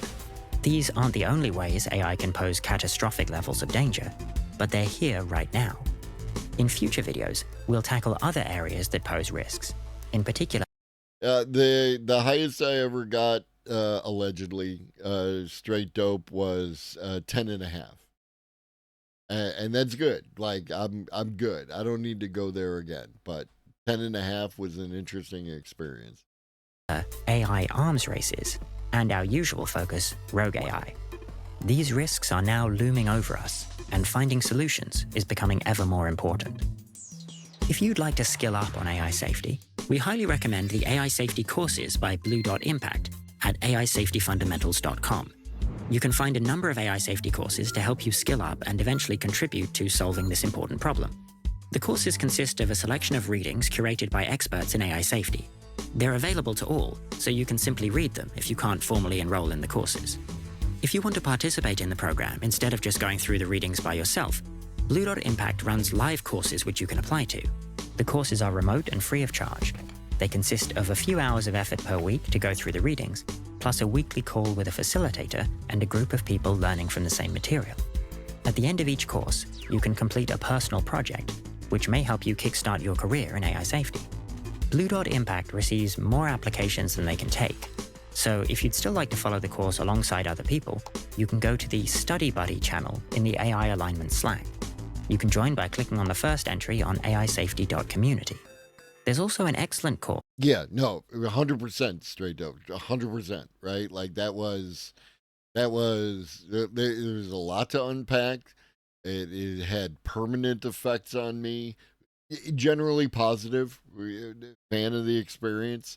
But yeah. Was called An Intro to Machine Learning Safety, created by the Center for AI Safety, whose work we drew from in order to make this video.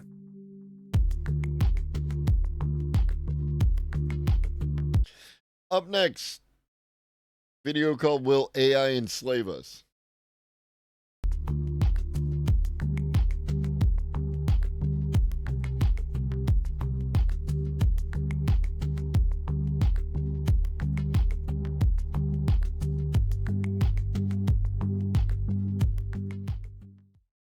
The whole pyramid stands on one foundation. Manipulate us, keep us... Everyone loves a good dystopia. AI takes our jobs, governments install surveillance cameras in our toilets, we all get UBI deposits with strings attached that would make a marionette uncomfortable. The story writes itself: technological overlords, human cattle, the end of meaning. Except there's a problem. The logic doesn't work. Not because I'm optimistic about human nature or because I think technology will save us.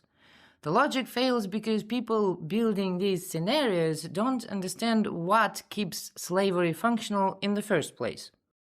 Let's start at the beginning. Hierarchy isn't natural to humans. It's an adaptation to artificial scarcity.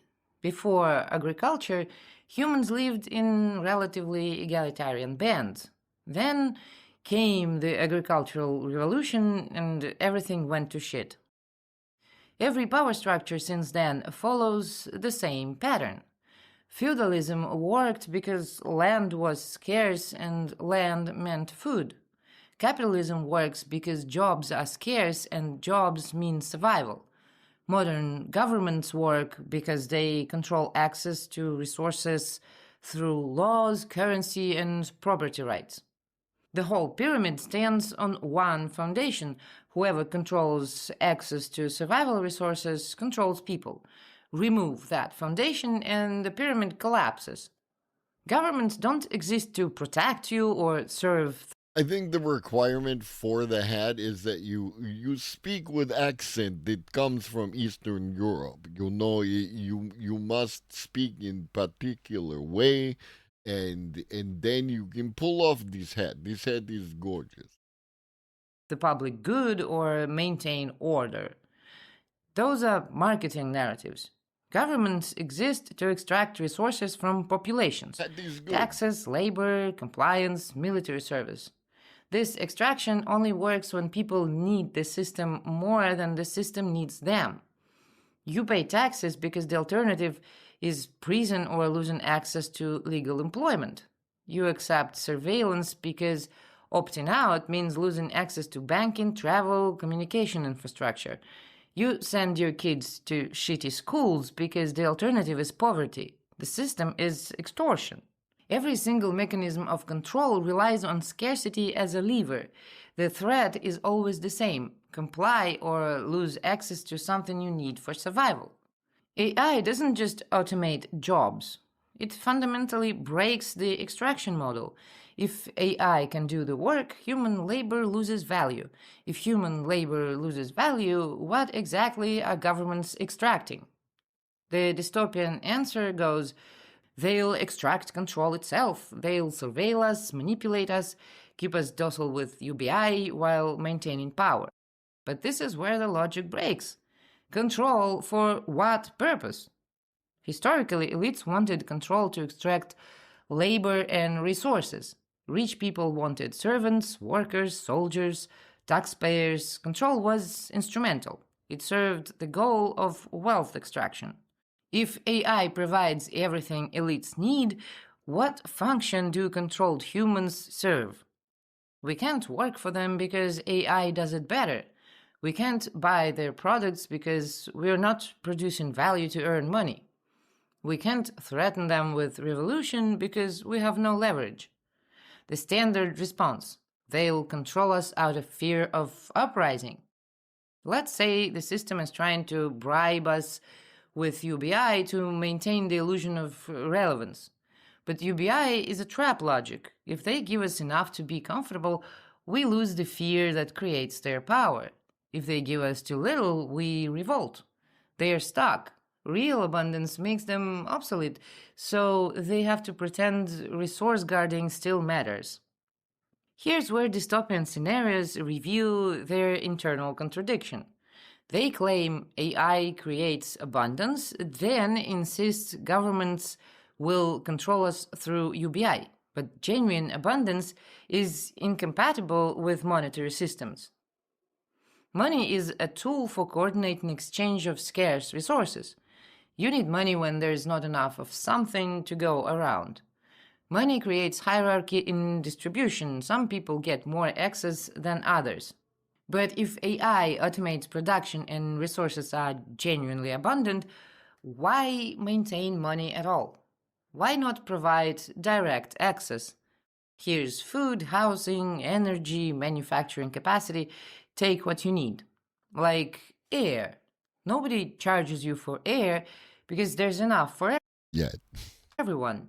The fact that dystopian scenarios preserve money through UBI reveals the game. They're maintaining an artificial intermediary specifically to preserve the ability to threaten withdrawal. Behave or we cut your payments. But this only works if scarcity is artificial. Here's what makes this transparent. Money is already artificial. Banks created from nothing through fractional reserve lending. When you deposit money, the bank loans it out while you still have it on your account. Governments print currency for their needs. The scarcity of money for ordinary people while elites generate infinite credit means scarcity is manufactured, not natural. So if production is automated and resources are abundant, why keep the monetary charade? Because without it, there is no control lever. But that creates another logical contradiction. If they're keeping the monetary system, they're keeping artificial scarcity. And if they're keeping artificial scarcity, we're not in a post-scarcity world. We're still in the same control structure with new branding. If everyone gets the same UBI amount and that amount covers all necessities, money becomes meaningless. It's just a nominal intermediary between humans and resources. A pointless extra step. Real abundance would eliminate it entirely. Imagine all the people finally stopping the endless stream of meaningless, recycled, pseudo-philosophical AI videos on YouTube just to make money. The preservation of money through UBI is... Which particular thing, Andy? In the upper right? That's art. That looks like a mannequin. Yeah, a mannequin body with some stuff. Yeah. It's by far the most interesting background from a YouTuber that I've ever seen. I'll say that. Is admission that the system wants to maintain control through threatened deprivation. But threatened deprivation only works on people you need something from. If you don't need their labor or compliance for any functional reason, why spend resources maintaining the threat infrastructure? But people depend on the system for UBI. Yes, and what happens if the system threatens to take it away? Cutting UBI to punish dissent creates a starving, desperate population with nothing to lose. Yeah, this video is great in my opinion because like this is why when people talk about what, what the post AI, like, that abundance economy, and the contradictions of AI versus capitalism are going to lead to, this is the kind of, I just follow the steps and I see where it breaks down. That's the one scenario that actually threatens power structures. Why would elites deliberately manufacture the conditions for revolt when they gain nothing from it? The control through UBI argument assumes the system wants to control you while also assuming you're useless to it. Pick one. Either you're valuable enough to control, which means labor isn't obsolete, or you're irrelevant, which means control is pointless. Okay, what about those people who just want to control others out of pure violence? All violence relies on trapped victims. Domestic abuse works because the victim can't live safely. They lack money, housing, social support. School bullying works because school is a compulsory prison. Cults work. Yeah, I'll get it to you after we're done. Because leaving means losing community, income, housing. Remove the scarcity and violence collapses. If you can walk away without material consequences, the abuser is just noise. Narcissists and manipulators are themselves products of the system, shaped by the same three pillars they use to control others. Emotional manipulation trades in fear of loss, not just material loss, but loss of love, belonging, approval. But where does that fear come from? Shame is installed in childhood through material dependency. A child needs What up, parents Night for Lord? survival.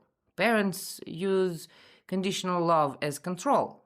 I love you if you're good, obedient, successful.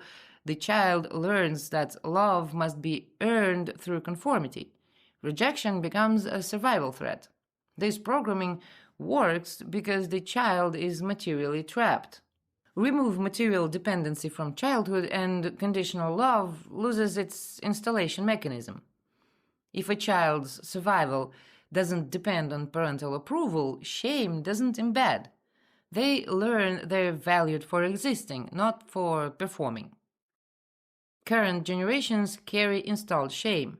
They're vulnerable to emotional manipulation even without material consequences, but this is transitional. As children grow up without survival-based conditioning, shame weakens generationally. Within a couple of generations, the programming fades. Cancel culture, public shaming, social rejection, these work now because they destroy access to income, platforms, community resources, and because people carry shame programming that makes rejection feel like death. Remove both material consequences and the childhood conditioning that creates shame, and manipulation loses all leverage. Psychological violence is structurally impossible when coercion stops producing tangible returns and when. So it's finally signed. We're there. I mean, it was only a matter of time, but yeah. You're saying they actually did it? The internal programming that makes emotional threat feel real ceases to be installed. Without leverage, there is no control. Without control, domination has no function. The entire architecture collapses not morally but mechanically. The transition won't be smooth. There will be a chaotic period where old power structures flail trying to maintain relevance. And that's what what I was saying in regard to techno feudalism, right? Is exactly this. This is great. I cannot endorse everything that this channel talks about in all of their videos, but a bunch of them are fantastic, and this is one of those.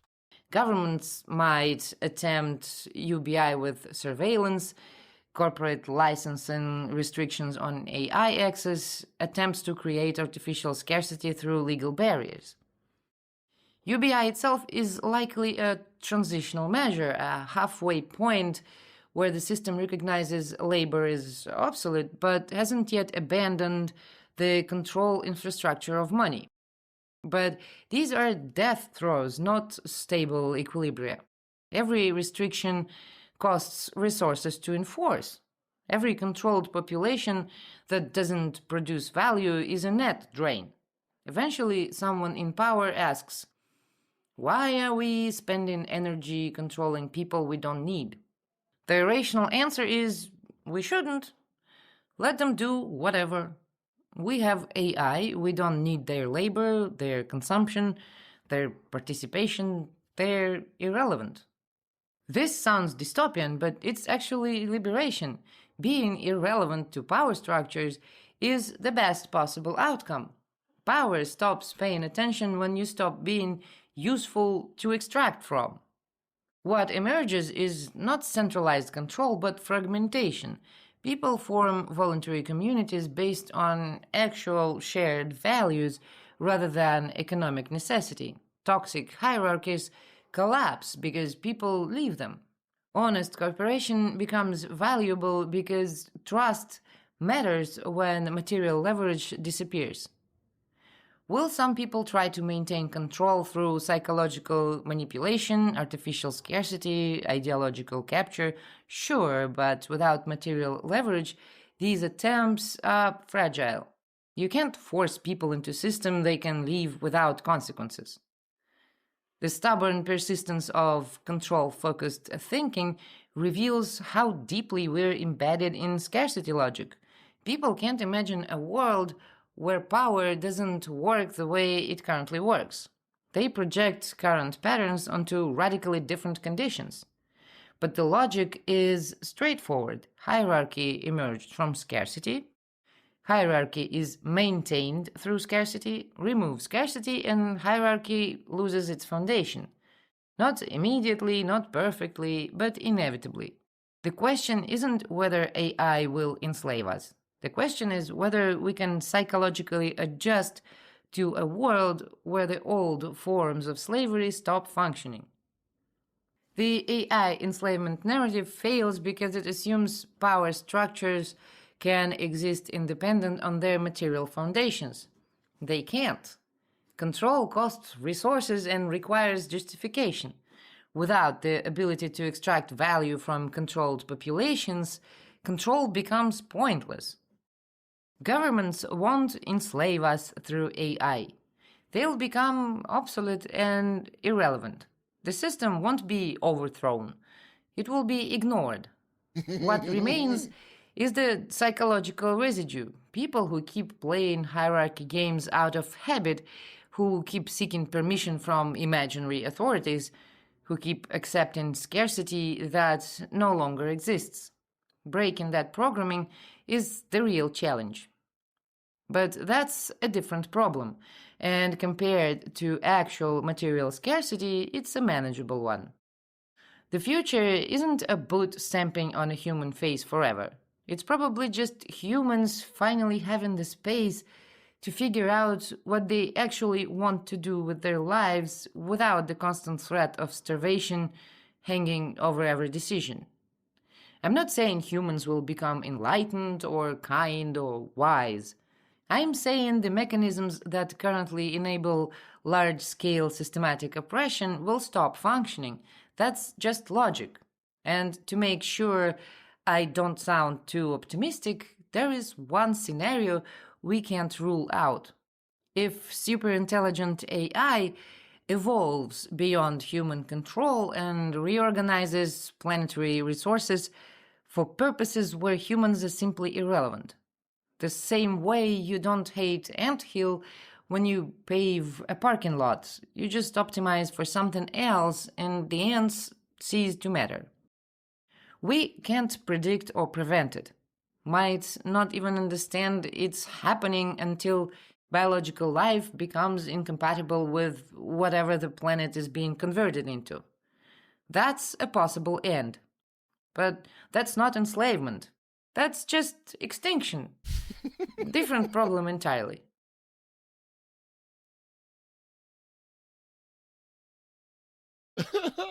I love that. That was so good. That was so good. Let me get you the linky. Hold on. Spread this far and wide, chat. Spread this far and wide. This is. And go watch their other stuff. Subscribe to their channel. Enjoy their content. Spread that content though. And that, to me, that's the. I was gonna have to end soon anyways. I'm gonna end on that point. As I said, I will be back tomorrow for more content, more AI, that kind of stuff. That's right, David. It's been a minute. But yeah, take that, share it with people. I think that is an excellent counter to a lot of AI conversations, anti-AI conversations. I appreciate you all. I will see some of you, hopefully all of you, tomorrow. In the meantime, drink your water, eat some food, take your meds if you forgot, and always remember that Chuggy loves you. So do I. Be great.